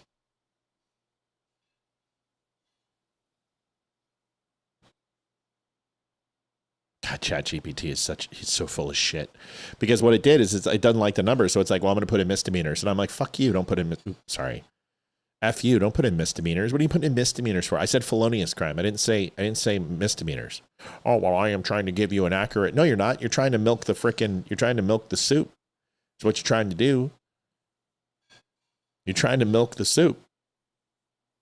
You're trying to whitewash this thing. Just give us the raw numbers. 0.02%. 0.2%. 0.20%. About 0.2% of all non-Hispanic white Americans were serving a white federal prison sentence longer than 1 year. 0.2%. 368,000 out of 188 million white people, 1 in 511. Wow. That's insane. 0.2%.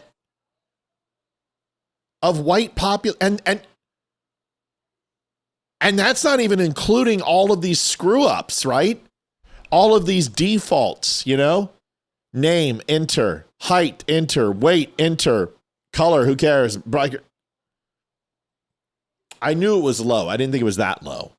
I knew it was sub 1, but 0.2, that's insanity. That's insanity. Listen, I know a lot of Department of Correction guys. I know a lot of law enforcement officers. They're dinged on this shit. You understand that, right? They get hit on this stuff. Intake officers get rated on this stuff. Their job performance and eval. It's important. The reason why is that if they get the wrong height, the wrong weight, the right eye color, but what they probably do is with a photo, they don't care.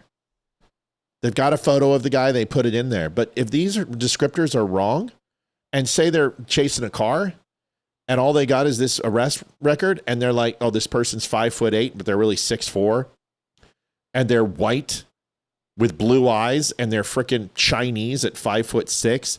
That's, you're putting officers' lives in danger. Listen, I can only speak on what I know. I can look at this and I can go ahead and make a probable decision on what's actually happening versus what's not. But you could be right. This could be a big thing. Like, let's make everybody white when they're not. It could be. It could be. I don't know the answer to that. I can't speculate on that. All I can say is it's wrong. It's desperately wrong. And it's stupid. Folks, $150 out of $300. We want to go into an extra half hour. We only have 30 minutes left. 0.2%. Right. We can say that 0.2%. 0.20 is pretty freaking low, but 0.2% is fine. You can say it however you want. Yeah. I got to put this somewhere. Where am I putting this? Putting it right here? I don't have any room. Too much shit on my screen. Does that look good? Take that down right there. Boom. And boom.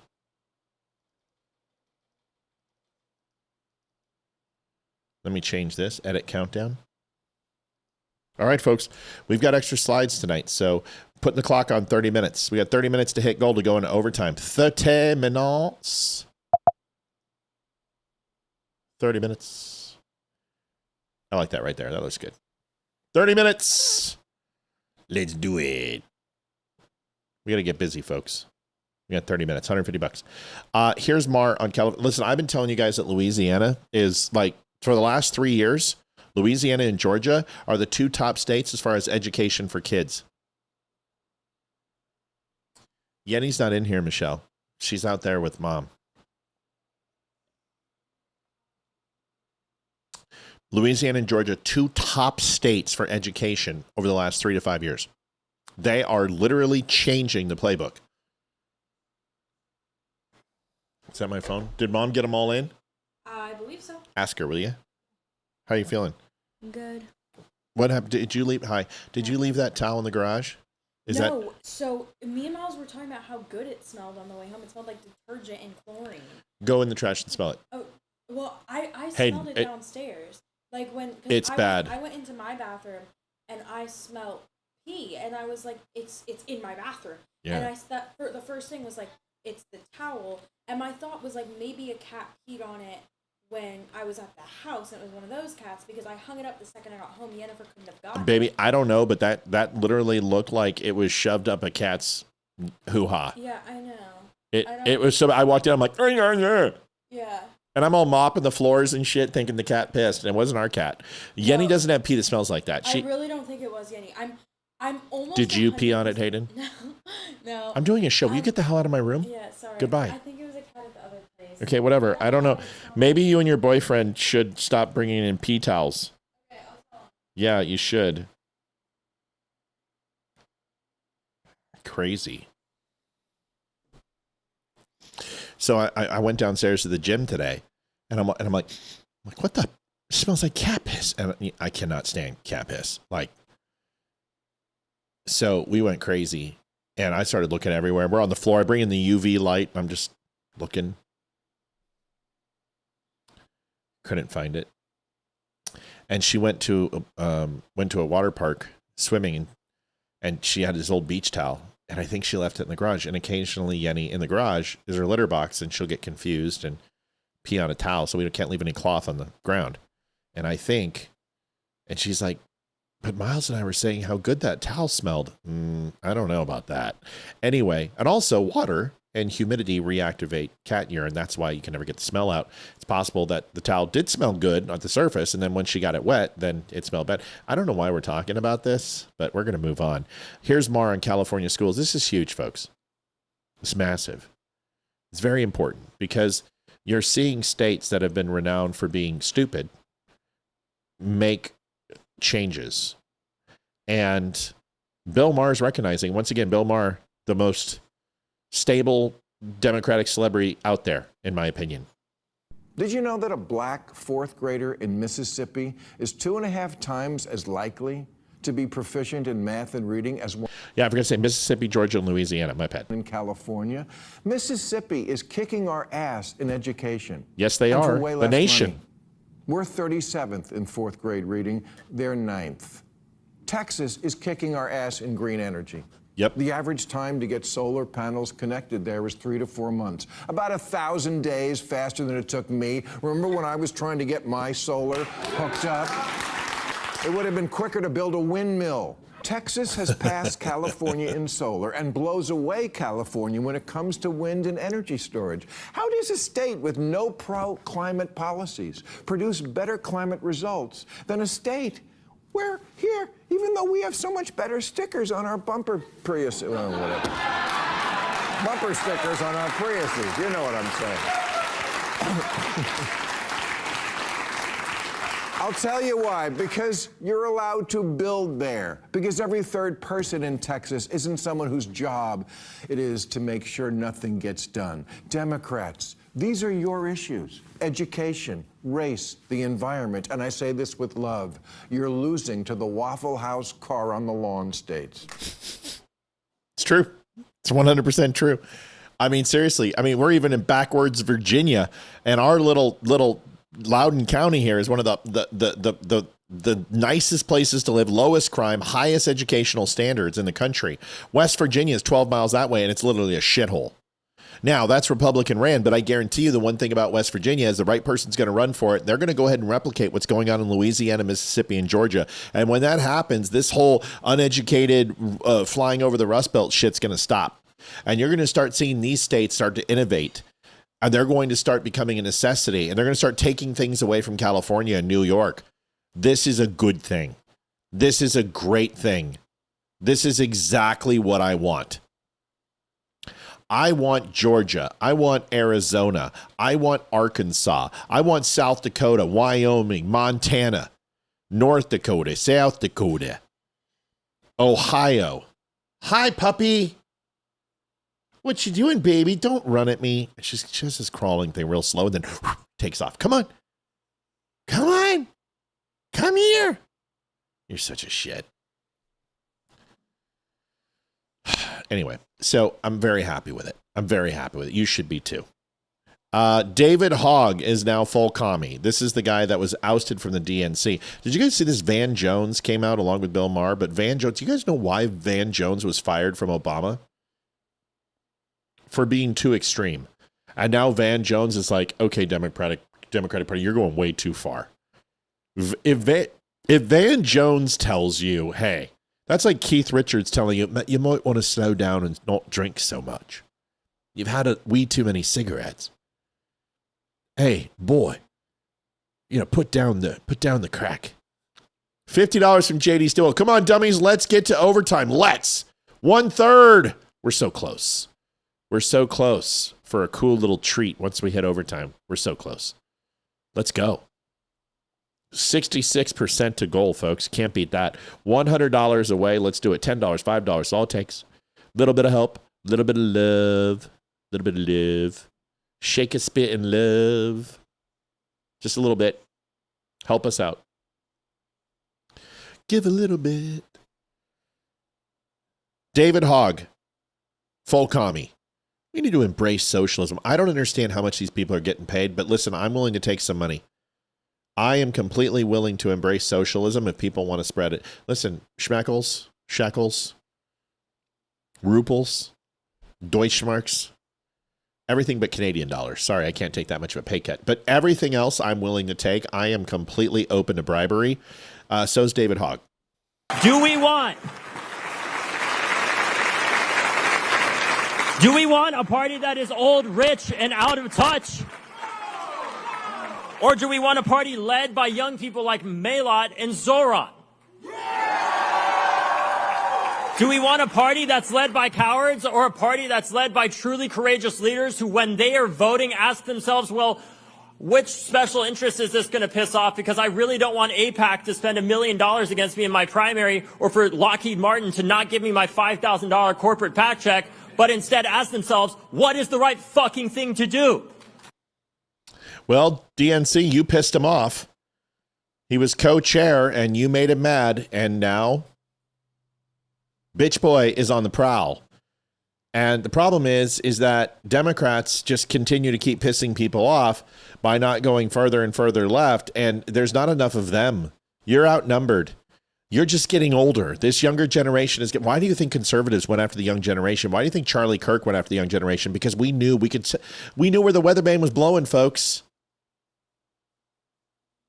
We could read the tea leaves and the bones. We knew that the youth in this group of this generation was going to literally from a numerical value be larger than the baby boomers. And now they are the largest voting bracket in the world, in the United States. This generation, the younger generation, the millennials and beyond. They're the largest voting demographic ever in the history of the United States. We have to get the young people. Well, these old freaking Bernie Sanders and Elizabeth Warren figured it out. Be socialist. Amy Klobuchar figured it out. Nader figured it out. Newsom figured it out. Biden figured it out. Kamala figured it out. We're in some serious shit. This Democratic Party, I mean, that was the one thing. They were at least the gatekeepers to keep the crazy bastards in check. No more. They're running loose, and they're all about socialism. It's insanity. It's insanity, folks. Yeah, I don't know what to tell you. But this is where we're at. Got a question from Christine Clark. Matt, how is Frank Woods doing? I have no idea. I've called him 15 times. He won't return my phone calls. Hey, Olivia's texted him. Nothing. His phone's disconnected. I just think he popped smoke. I hope nothing bad happened. I don't have his son's info. I have no way to get a hold of him. I've tried email, but he hasn't been around. I know he reached out to Olivia and was very, very distraught. He sent me a final goodbye message, the wrong type of goodbye message. And Olivia got on the phone with him because I felt like I had given him just about everything I could. And I didn't know what else to say. So Olivia got on the phone and talked to him for a couple of hours, and then we haven't heard from him since. I don't think I've been looking for the ways to find things if people are no longer alive, and I haven't seen anything. I don't know whether he just decided to leave or something made him mad, but he hasn't been around. And I wish he would come and at least tell us that he's okay, but I just don't know. I don't know. So, I don't know. And that's hard for me to say because I really love the man, but I don't know. Burning Guy. You guys know this. Just watch. So this guy sets fire outside immigration court in New York City, grabs a ton of gas, dumps gasoline, and then tries to light it. Oh my God! Lights a fire. Oh my God! I'm really bummed out he didn't burn himself up. Oh my God! Get away from there! Oh my God, get away from there! Lady, no, they can't... No, get away from there! Okay, lady, shut the front door.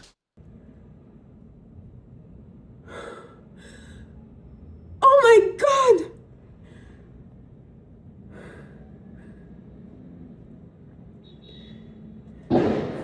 Get away! Oh my God!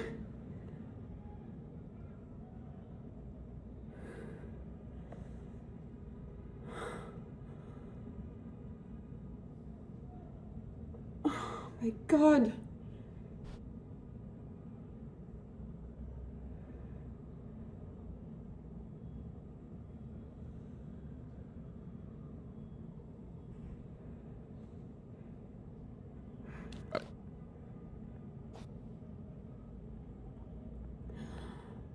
This is insane. I mean, crazy. You combat ice with fire. That's I don't understand. Here is some more information on the anti-ice gas guy. I really thought he was going to blow himself up. I'm bummed. That would have been hilarious. Here it is. Today, just before 9 a.m., a man by the name of Andrew Arabaca, A-R-R-A-B-A-C-A,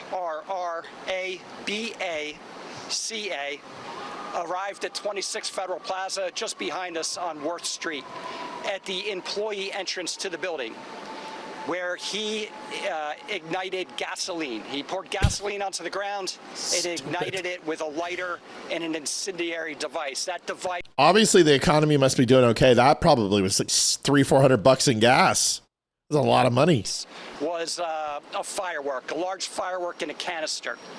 That proceeded to catch on fire. Pretty big flame, as you've seen on the internet. He then pulled out an airsoft rifle and fired 5 to 7 pellets, if you will, in the direction of 26 Federal Plaza. What a moron. The guy's a suicide. That's so stupid. What a dork. I love how this guy is like, it was a firework. No, dude, it was a terrorist event. It was a terrorist attack. 20 gallons of fuel, whatever it was, that's not okay. That's not okay. Melanie, I looked too. I couldn't find anything. At that time, Federal Protective Services, 2 officers, a gray suit, a contractor with Allied that is employed to guard this building. And those 3 people and the 2 officers standing behind me in the blue shirts are the officers that intervened and took Mr. Erbach into custody. Well, he had him on the ground. An FBI agent jumped in and they put handcuffs on him and took him in the building. He is currently in custody and he has been interviewed. Erbach is a former United States Army soldier. He was enlisted for approximately 4 years, serving from 2001 to 2005. He was a repairman or mechanic on Patriot missile systems. He is 43 years old.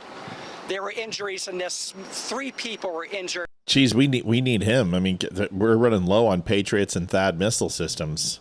Minor injuries, 1 civilian and 2 government employees. Right now, our evidence response team is out working with NYPD and our New York Joint Terrorism Task Force to collect evidence. Melanie, send it to me ASAP, please.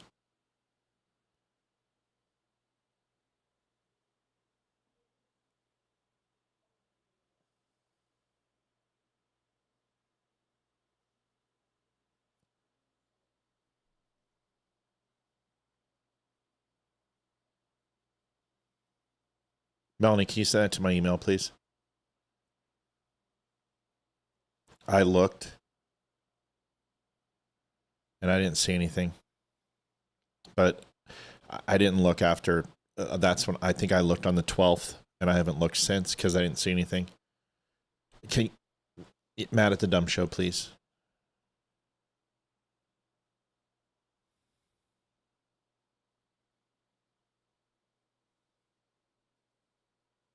Conduct interviews. We have located a vehicle of Mr. Erbach's.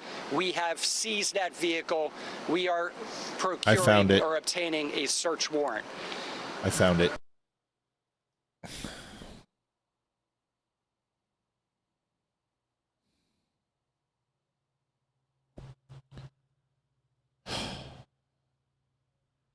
Livy!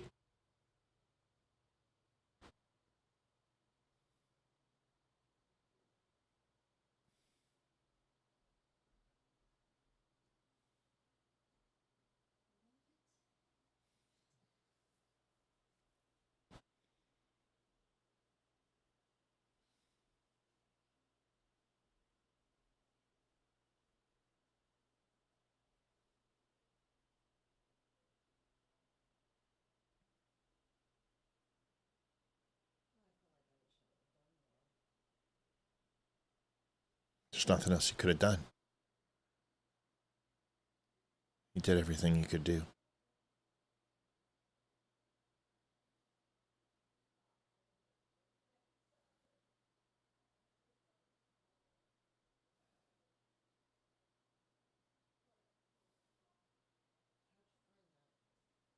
I looked for it on the 11th and 12th. I couldn't find it. It wasn't out yet. I looked on the 16th and the 17th, I think, as well. And I couldn't find it. And it looks like it just, I mean, this is fairly recent.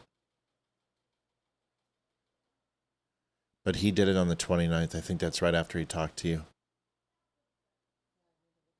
Look at the time. Find out for me, please.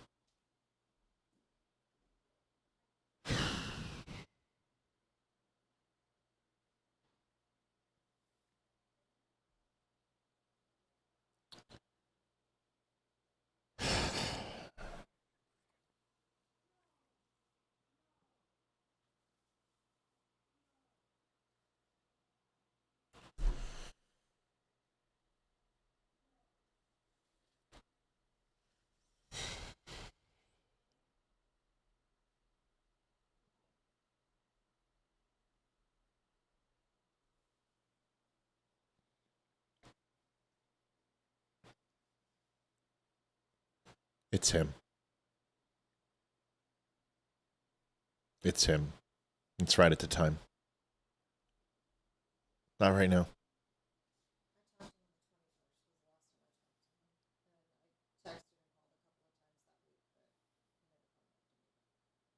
Yeah, I texted him plenty of times after. I got his email. He said thank you. And then that was it.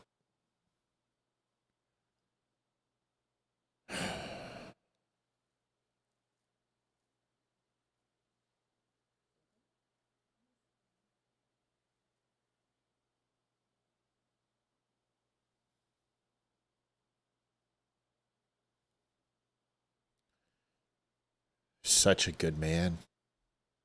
So caring. Remember, he would call and apologize when he would disagree with me and say he was sorry. Just for the people listening, this is the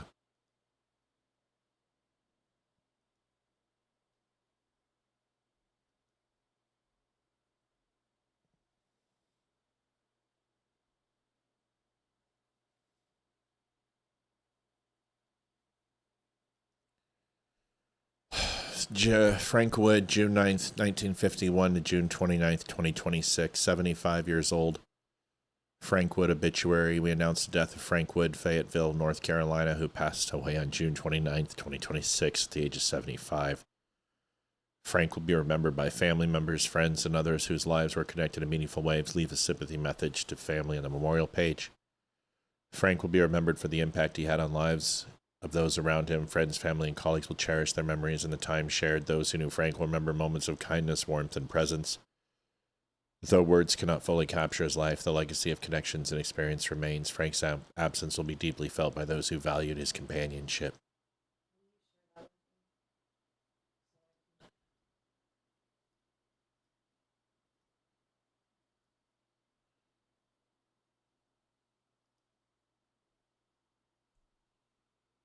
He had just lost his son, and he called. And he told me he was going to kill himself. And it was the second time, and I talked to him and talked him off the cliff. And he told us he loved us, and we were his family now.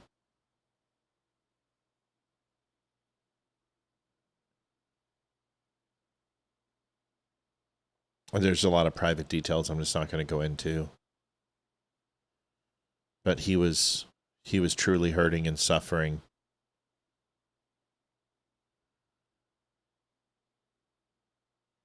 Yeah, it's just, he was a great human being. He was a really, really nice man. I loved when he called in. My first Chuck, and now that it's just, I'm so pissed at him. I'm so incredibly pissed at him right now. We would have taken him in if he needed it, anything. Olivia was on the phone with him for almost 2-3 hours.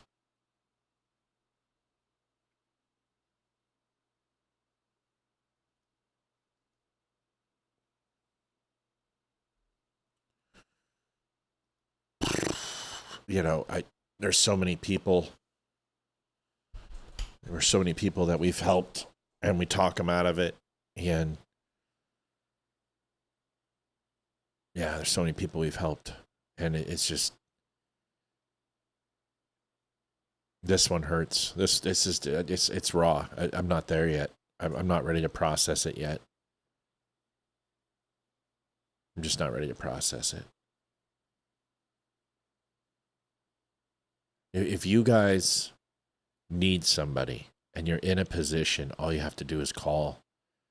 Don't do this. And it's just two great men, one Frank and the other Chuck, two opposite ends of the spectrum. Chuck fought for every breath, And I'm so pissed at Frank right now. I'm so very pissed. He was so fun to talk to, and he was so easy. And whether he was drunk or sober, his best sides are when he was sober. I'm assuming the funeral's already passed, yeah?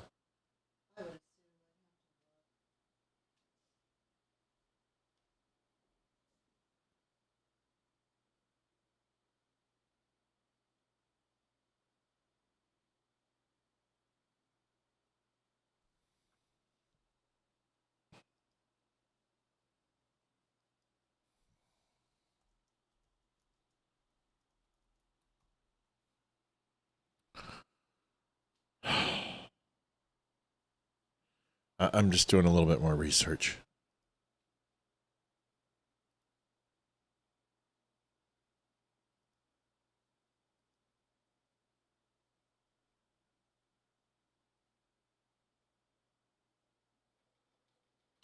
No, he was living with his son, and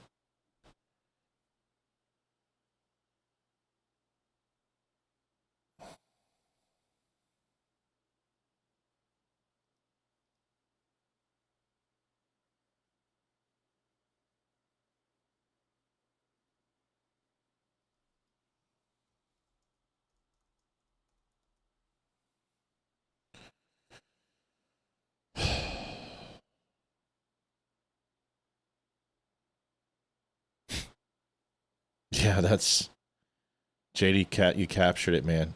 Hey, Matt, it's Frank. I can hear it now. I know, Frank. What's up, buddy? It's exactly what it is. It's exactly the way it went.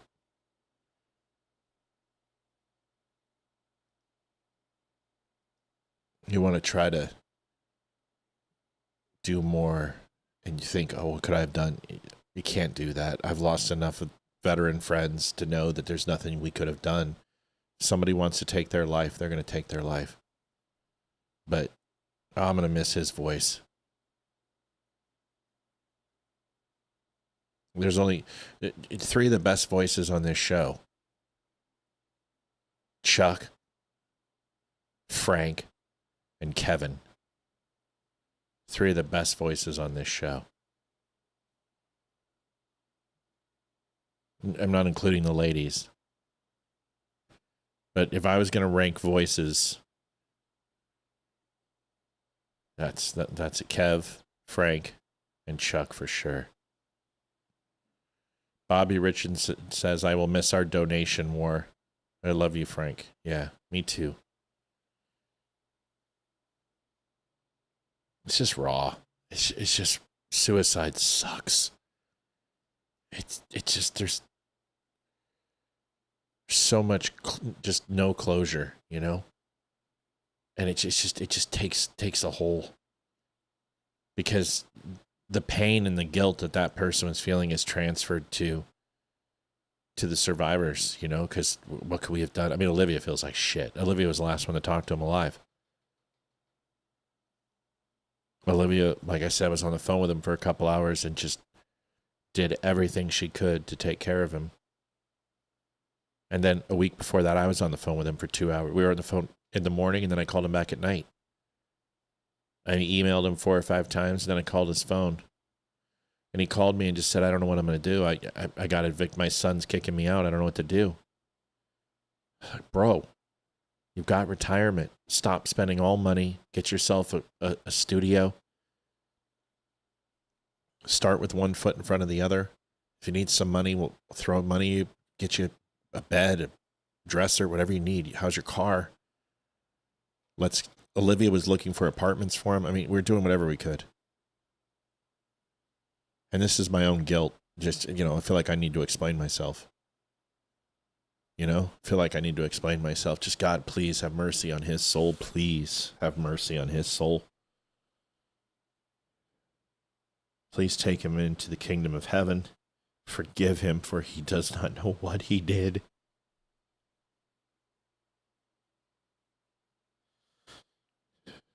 Please forgive him.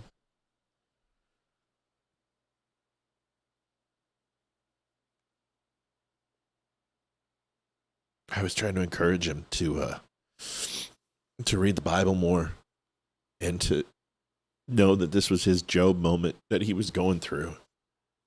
And I told him, I said, this is your Job moment, man. You got to get through it. You got to push through. You got to understand this is a test. Maybe this is your last test. You can't fail this. Just please forgive him. I'd like to think that he asked.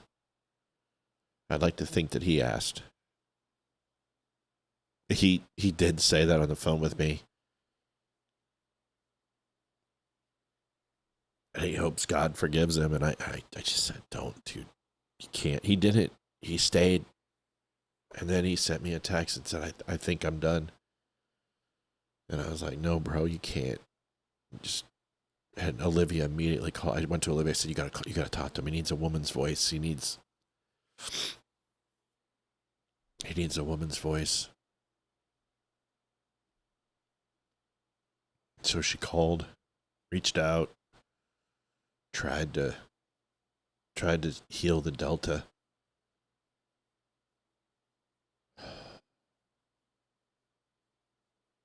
Yeah, I don't know what to say. I don't even have a picture of him. I don't even know what he looked like.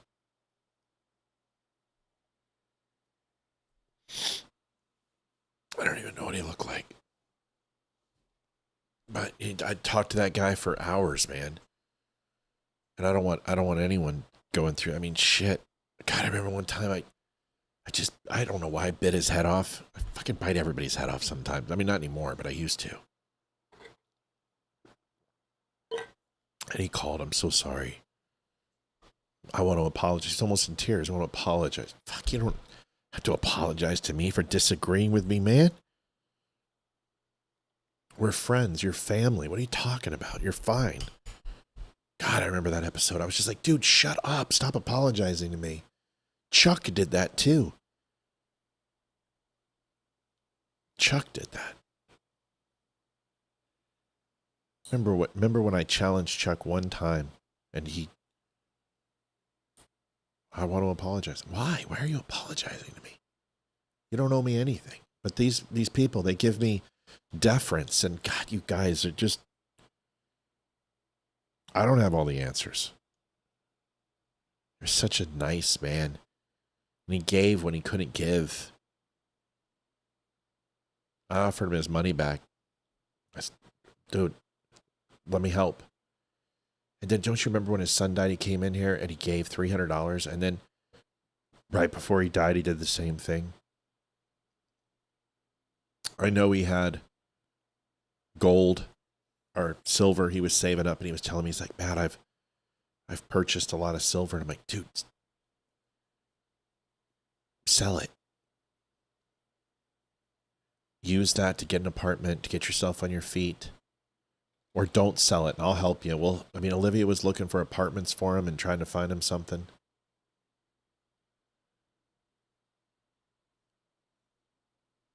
Thank you, Mel, for finding it. I had just checked it, and I was like, I haven't heard from him in 3 weeks.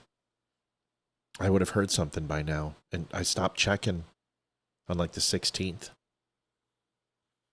And I found it immediately when I checked. Took me 2 seconds to find it. And Melanie, I didn't click your link, but you got the same link I did.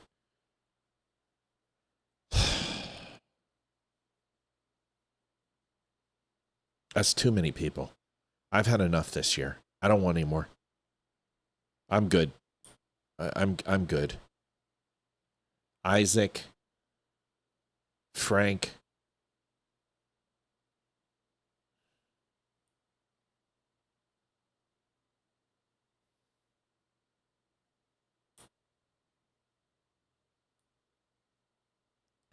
I'm going to try to find out where his grave site is and see if we can. We're not too far in North Carolina.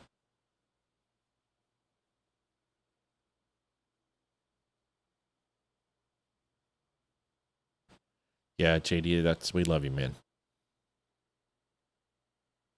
Might fly out, see if we can see him, or drive out there and take a drive. Isaac is an old listener who died. We called him Santa Claus. Guy smoked a lot of weed. What did they say?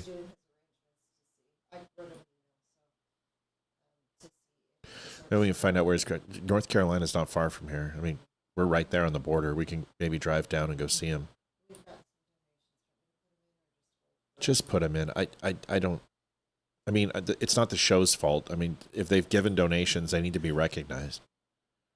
Olivia was saying we got donations. And I'm not doing this for donations. I love you guys. Thank you. I mean, the world doesn't stop, but this isn't for sympathy.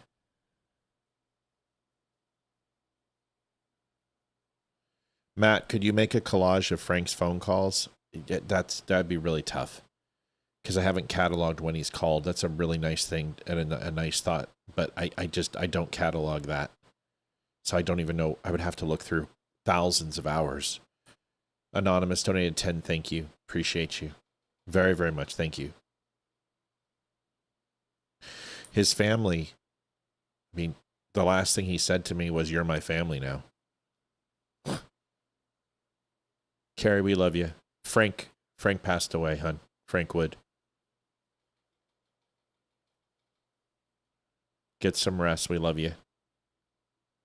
I would love to make a collage of his stuff. I really would. Mel, thank you, honey. You're the best. 51.99. Rest in peace. Rest in peace, Frank. We have the con fair winds and following seas. We have the con. Yes, ma'am.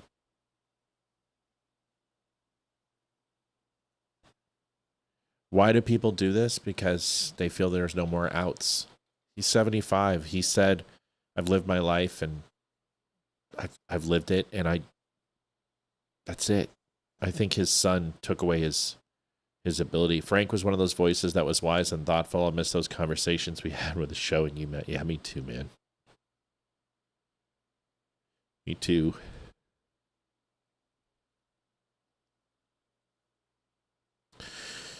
They wielded to your opinions and knowledge out of respect and courteous regard. That's why they apologize, I think. I'm so sorry. Me too, man. I am Karen. Thanks.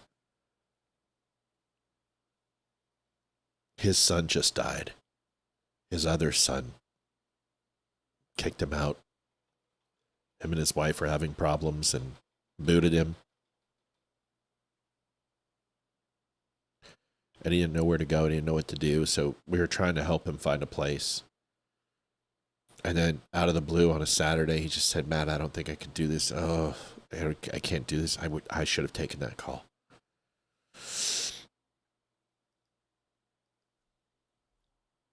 Olivia got on because I thought hearing it from somebody else.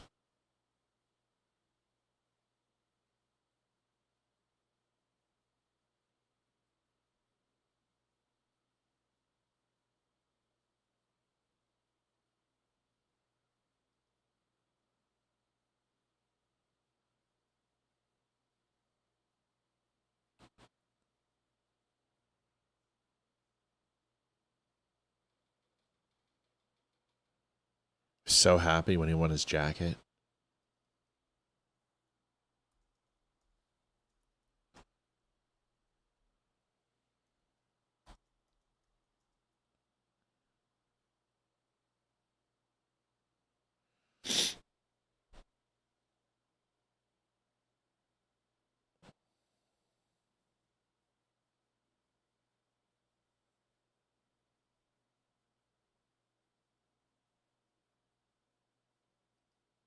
Thanks, Balls. Appreciate it.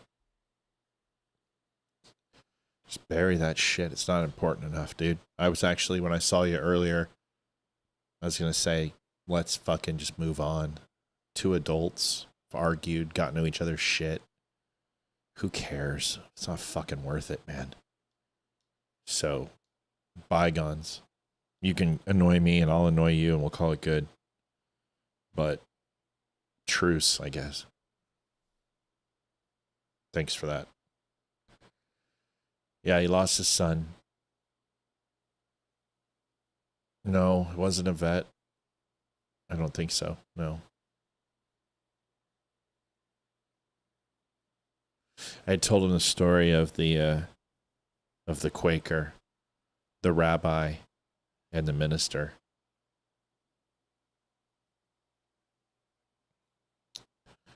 And the funny thing about Frank, this is Frank. He sat there for 20 minutes while I explained that story to him. And I told him the whole damn story. And he's like, thank you, Matt. I heard that on West Wing. Thank you, Debbie. 279.75. God bless you. And he listened to the whole damn thing. Yep, squash it. 100%, dude. Life's too fucking short. I don't hold any animus. I've never held any animus against you. I thought it was good for the show, to be honest with you. I don't have any problem with you at all. I don't give a shit anymore.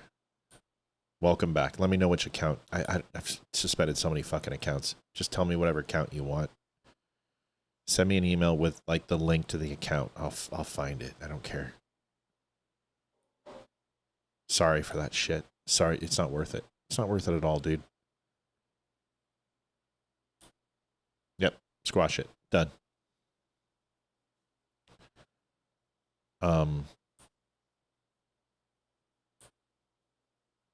This is the worst overtime ever. He wouldn't want us to do this. This isn't Frank. He would call and say, "Damn it, Matt. That's enough. Did all you could.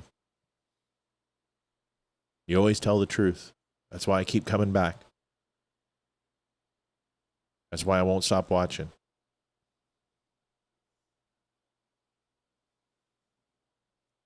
He was so good about that stuff too. He always found a way to say things that made sense to me, that were simple.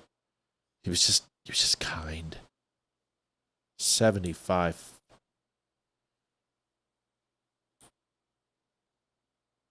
You guys got to do me a favor, man. If you're in this position, you can't do this. You got to reach out. You got to ask for help. We're here. There's people here who this community is too tight, and we can't lose more people. You know what I mean? We can't lose more people. I'm going to finish the show. I hope you guys are okay with that and understand in the spirit of it is we'll grieve, we'll go through it.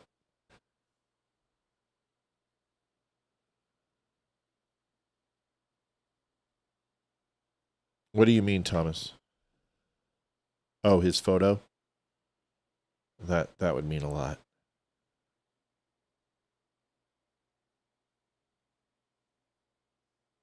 I don't see a picture.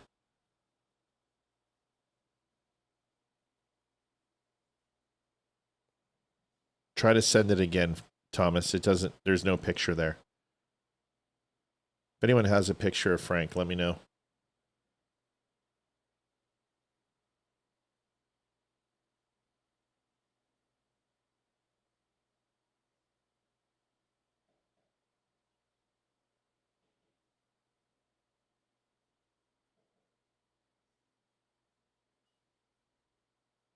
Oh my God.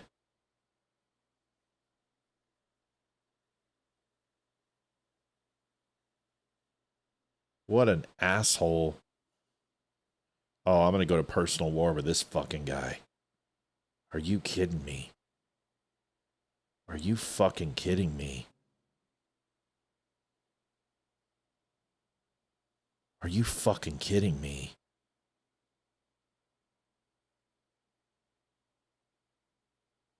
Oh, now I'm pissed.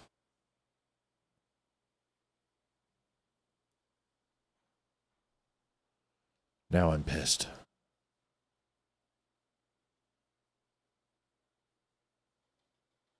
You've got to be kidding me. I can't. I'm not trying to be cryptic. Just hold on. I'm processing this shit.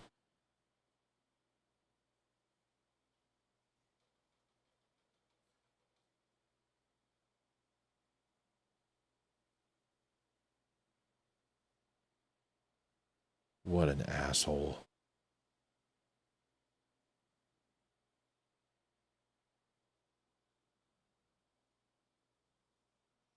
Yeah, he would be pissed if I stopped the show, but this is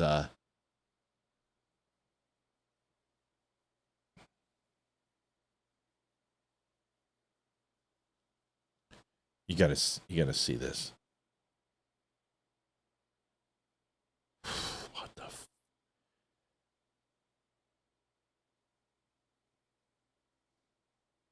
I don't mean to.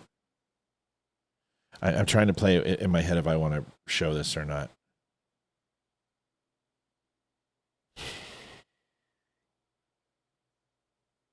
Yeah, I'm not going to show it, but I'm going to. Kimberly Jurgenmeyer, will you hug Olivia for me? I'm so sorry for your loss, Matt. Frank is one hell of a cool dude. Yeah, the first thing I'm going to do is hug my kid. My kids are absolutely. They're not good with this either. So I just got. Somebody sent me a picture of his son's page. And I will not share this. Thank you for the donation, by the way. I will not dox him by showing you who he is. But I will read what he said. It says, my biological father, Frank Wood, passed away this weekend by his own hands. He has lived with us for the last 5 years, and he had the ability to be fun and engaging. He also had the ability to be a complete ass. But he was still one of my parents in the end. He succumbed to his own demons and took what he felt was the best way out without regard for anyone else. I've begged him to get the help, and he always refused, thinking he was too strong to need help. Now we will all deal with the fallout from that selfish decision. What an asshole. What an asshole.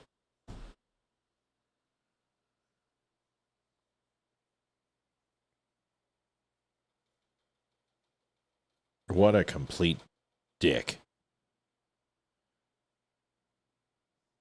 I mean, am I wrong? That's the final word you have to say about your father?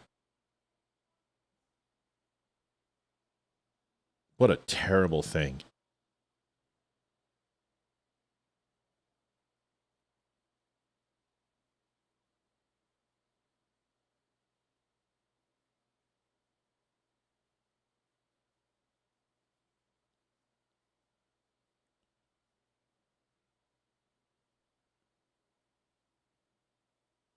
I can't get involved in that.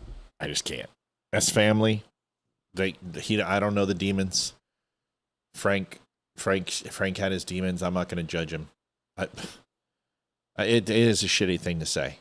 Yeah, he's pissed. Yeah, you know what? Let him. Yeah, I'm not getting involved. No, because we don't know what happened. We know Frank was struggling. We know he was having problems. I'm not judging. Lest ye be judged. You know what I mean? He's got to be. I'm mad. You know, I'm pissed off by what he did. I am. So I'm not going to judge anybody. He knows his father, and if that's how he wants to grieve, he grieves. But I don't agree with it. Yep, you're right. Everybody's right. Some people are understanding. Yep, he's a dick. Some people are saying maybe he's grieving. You're right. And Josh seems to be a very popular human being. A lot of people are coming to him and offering. They're not saying, "Oh, Josh, you're horrible." A lot of people are saying Frank was struggling. So, yeah. Yeah. You're right, Karen. You're right. Everybody's right. It's selfish. Yeah. It's all these things. It's selfish. It's wrong. But I'm not going to dox him. I'm not going to put his photo. I'm not going to get involved. It's not my business. Frank, with our family, was a great guy. And that's all we need to know. Yep. Yeah. Better decision to stay out of it. He's grieving, and I'm not going to, I don't want anyone, don't you ever go, well, dox him is putting up his name. Nobody go and look for him. Leave the guy alone. He's going through his pain. We're better than this. Our first reaction is, screw you, but we saw the Frank that they knew him much better than us. We're moving on. You know what? The one thing that he cared about was us hitting goal.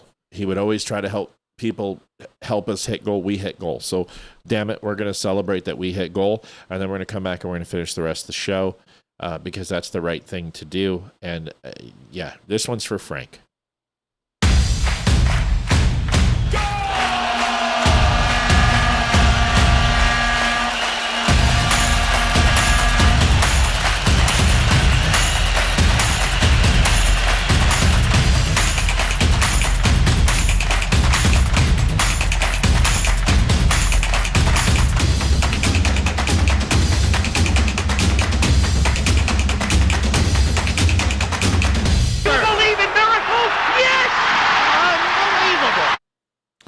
That one's for Frank. Thank you guys for helping us get there.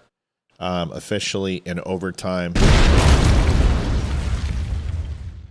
And smash the overtime button. No, I'm going to finish. I promise till 9:30 I'm going to finish my... This is it's just different. It's just like Chuck. It'll hit me later. It's already hit me a couple times, and I'll... No, Loretta. No, I offered to. You can't. It's not that he wasn't going to take help. He was struggling with addiction, and nothing would have helped. Nothing. There's nothing you could have done. We got to go. We got to move on. Let's do it.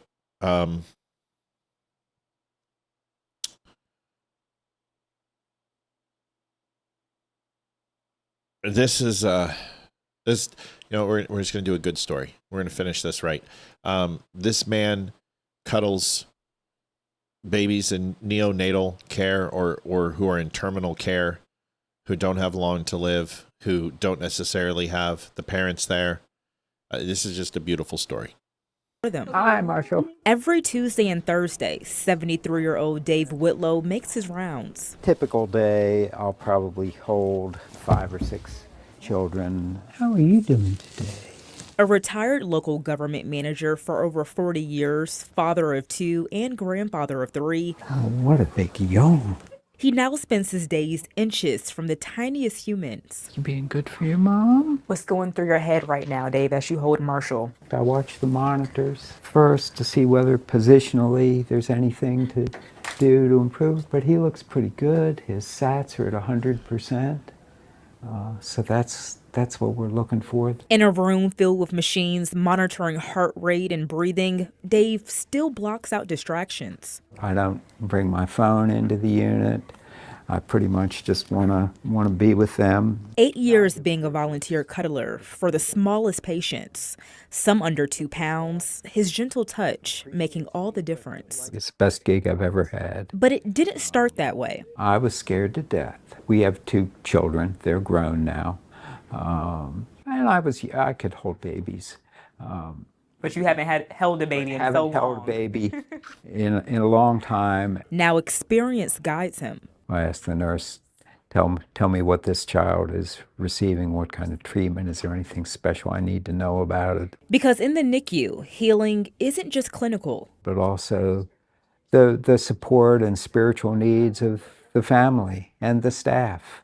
And so it all kind of gets tied together here. A family Dave never expected, but now can't imagine leaving. Ready to get back up in bed? And before he leaves each child, he whispers this message: grow strong, grow smart, grow kind. I guess it's important to me to think that this is what I want from people in general.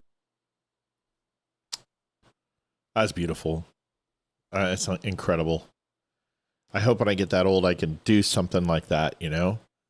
Just find a way to give back and impart knowledge. And it's almost, the Japanese do that, Native Americans do that, where the elderly are responsible for visiting the children and imparting wisdom. And it's a beautiful thing. It's touching. It's very sweet. You got it, JD. Well, love you, man. Appreciate it. I said I would talk about Mamdani, and I'm going to do that. This is concerning. Mamdani is saying that if Netanyahu comes to New York, that they'll arrest him for war crimes, and he's continuing to double down on this. This is insanity. This is insane. This is the party that we're defending a drug lord and a criminal enterprise and an unelected bureaucrat and drug dealer and narco-terrorist in Venezuela. And now they're going to go after Netanyahu? Because, why? Because they prosecuted a war against Gaza where terrorists were hiding among civilians? Well, then they might as well arrest Bush and Obama and Biden and Clinton, because those guys are responsible for 1 million Arabs dead. They may as well go after all of them too.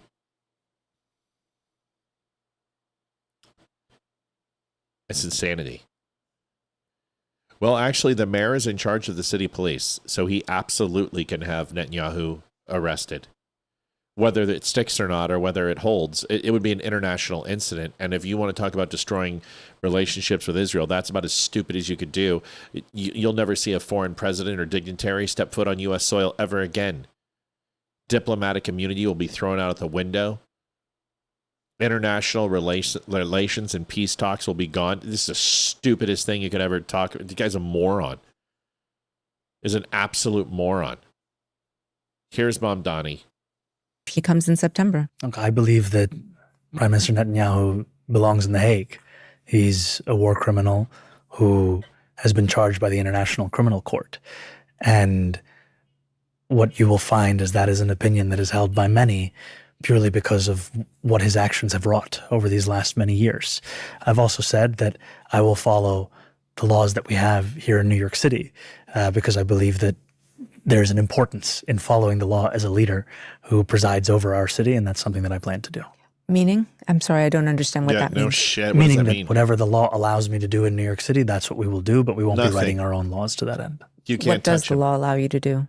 Nothing. That's an active conversation with our legal department in seeing what the prospects are we have here in our municipality. However, what we've seen at the national level is a desire sometimes to write your own laws, to go outside of the bounds of legality. That's not something we have an interest in. He comes in September. You better be careful, dude, because there's a couple units inside Israel that you don't want to with. And Mossad is probably the first one. IDF are no slouches. But there's a certain special forces group that's inside there that rivals British SAS and the SEAL teams as one of the best in the world. And that's the private security for Benjamin Netanyahu. You're going to be putting a lot of people's lives in danger because those men will kill anyone who tries to take Netanyahu, and indiscriminately. I would highly recommend that even this talk is extremely dangerous. By the way, don't accept any pagers or cell phones in the near future either, douche plow. Here is the second video of this. I was reading your interview over the weekend and wanted to ask you more about your conversations with the your legal department about potentially arresting Israeli Prime Minister Benjamin Netanyahu. I just want to know just what your feelings are when you look at, for example, your administration also reaching out to the Prime Minister of, the Ambassador of Iran, just how you, I guess, reconcile the two. You know, I have to drop one in for Frank. We'll miss you, bro. Thank you, Paul, very, very much. Thank you. Is it just me or does Netanyahu look tired? Beard getting thicker, eyes darker. Does it look like he's just like turning in and looking more Muslim than ever before? Is it just me? I mean, is anyone else seeing this metamorphosis in front of our eyes? I'm expecting a turban very, very soon. You know, or maybe a kafaya, but he looks, I don't know. Of being so critical of the Israeli Prime Minister, but at the same time meeting with the Ambassador of Iran. So I want to first clear up a few things. Our administration did not reach out to the Prime Minister of Iran. Our administration received a request from the Iranian consulate, and as soon as I heard of that, I made it clear that we are not meeting and we will not meet with the Israeli consulate here in New York City. And when it comes to Benjamin Netanyahu, I'll tell you what, Unit 730 ain't gonna mess around, man. Shin Bet are elite. Just the amount of threats that Shin Bet receives versus the Israeli Prime Minister versus the President of the United States is ridiculous. These guys are taken from the top tier groups of special forces inside of Israel. Shin Bet is you're making a mistake, dude. What about What did I say, Mamdani? I don't know. I probably mixed something up. I don't know. Netanyahu, we're speaking about someone who's the subject of Did I say Netanyahu? I'm sorry. I'm tired. International Criminal Court arrest warrant. I didn't mean Bibi. I meant is Mamdani looking like a mad Muslim? Sorry. Not Netanyahu. Sorry. My mind's in other places. I'm just counting down the minutes, to be honest. And he's the subject of this arrest warrant for alleged crimes against humanity, for war crimes, and he's the architect of the genocide against Palestinians in Gaza as Israel's prime minister. These are not facts of my personal assessment. They are facts of public record. And I believe that when someone is charged with an international criminal court warrant, it's something that should be taken seriously, whether it's Benjamin Netanyahu or it's Vladimir Putin or whomever else. What I've also made clear is that my administration will... President of Venezuela, the Shah, the Ayatollah, the clerics, the mullahs, none of those people? Really? Okay. Follow all applicable local laws. That is our commitment. That is something that we will follow through on when it comes to an adherence to local law. And that's all I have to add on that. Thank you. And now we're going to go to Heather from News 12. Are you looking at arresting anybody else on that list of people who've committed international war crimes? My point is that if someone is charged with a warrant by the International Criminal Court for these kinds of crimes, that's something I believe that should be honored. And I've also said that we will follow our local laws. Thank you. Last question. This guy's such a douche. What a dildo. You want to create an international incident, bro. Just understand this. If you execute this outside the confines of your legal responsibilities, which you have none, diplomatic immunity trumps all. That becomes an international incident and actually can be considered a declaration of war. That's treason. And all the other ramifications in that of usurping authority that's not yours are all true. Federal crime and state crimes. All of those things are true. However, it's high treason. If you kidnap a foreign dignitary or leader, that is a declaration of war to that country. You are going, unless you have a warrant, and you're executing a warrant, which was very smart of President Trump to execute a warrant in Venezuela, which is different, and go in and extricate him from that area based upon serving a warrant, which was a valid warrant for him, his capture and arrest, is different than you as a mayor of a city kidnapping him without due process and authority, which you have none, is a declaration of war then, because then it is kidnapping. You have, or taken hostage. Extradite, thank you. Jeez, did I say extradition, right? Yeah, I had it right. Extradition versus extradite. You're literally, that's a high crime, and it is treason. Plain and simple. Yeah, and those warrants can only be executed by the federal government, and I'm being very careful when I say this,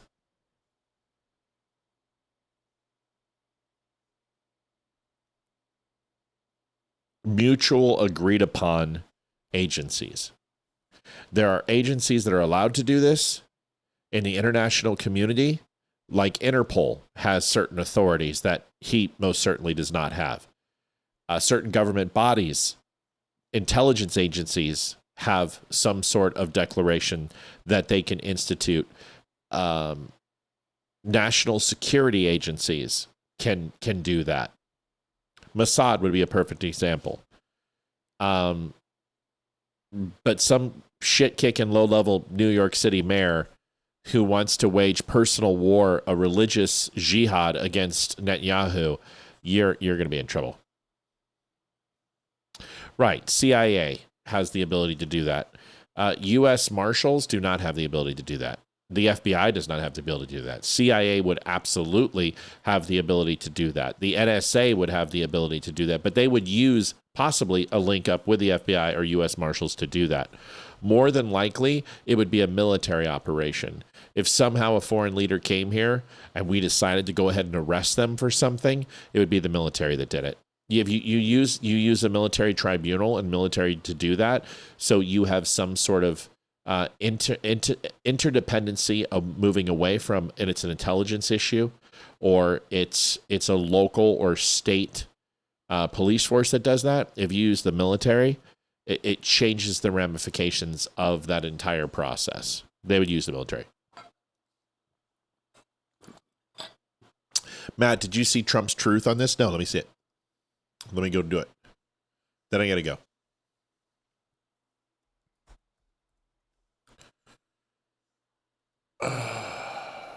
I did not see his truth on this. I don't even go on Truth Social. It's a waste of my time. It's a complete waste of my time. Nobody ever follows over there, and nobody participates. It's just a shitty site. Like I can't even get the freaking verification code. All right, hold on. Sorry for President Trump. Truth, Trump, Netanyahu. I'll get it from X. Be arrested in any way, shape, or form. Benjamin Netanyahu will not be arrested in any way, shape, or form while in the United States of America. He is fighting against the Islamic Republic of Iran, which recently killed 52,000 innocent protesters and has spent the last 47 years killing American soldiers and others.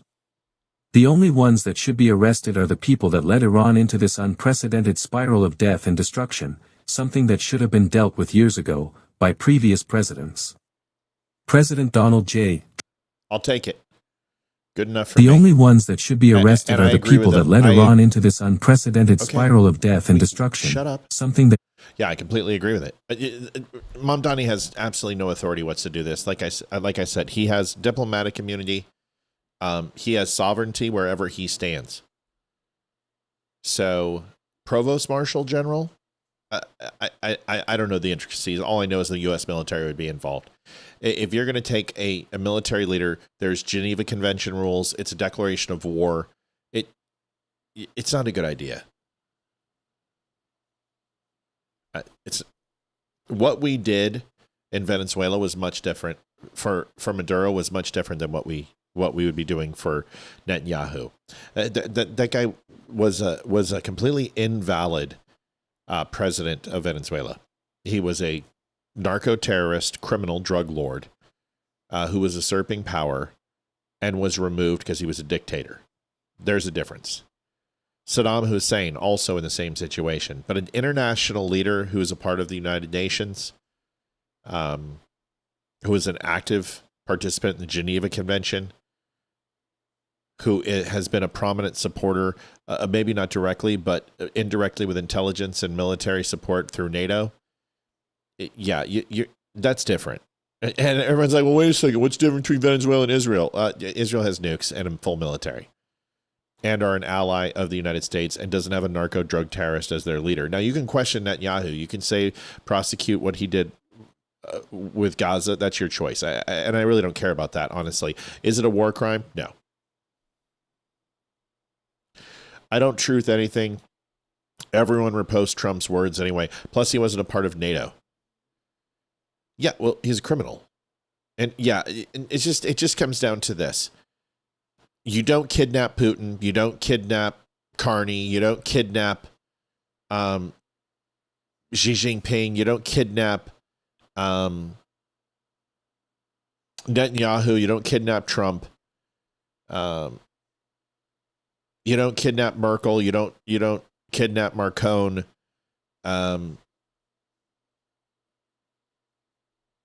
You don't kidnap Kim Jong-un. Marshwana Netanyahu, whatever the fuck his name is from Zimbabwe. You don't do that. Nope. You don't do that. You're just asking for an international incident. Folks, listen, it's been an interesting night. I prayers for Frank Wood and his family, and I already said a little prayer the best that I could, but I want you guys to hopefully find some peace. Yeah, kidnap Carney. That's true. We should do that.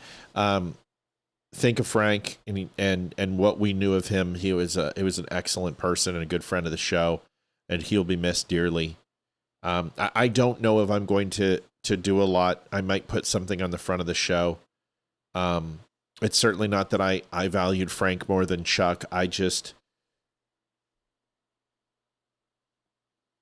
have to, there's only so many minutes in the show, right? And I want to try to remember everyone individually. So I'll probably put something in the credits of in memory of. And I think that's probably going to be the best place for it. I just want to be transparent with you with what I'm thinking. There's people who have been on this show. Frank was a huge part of it, and he deserves to be in memory.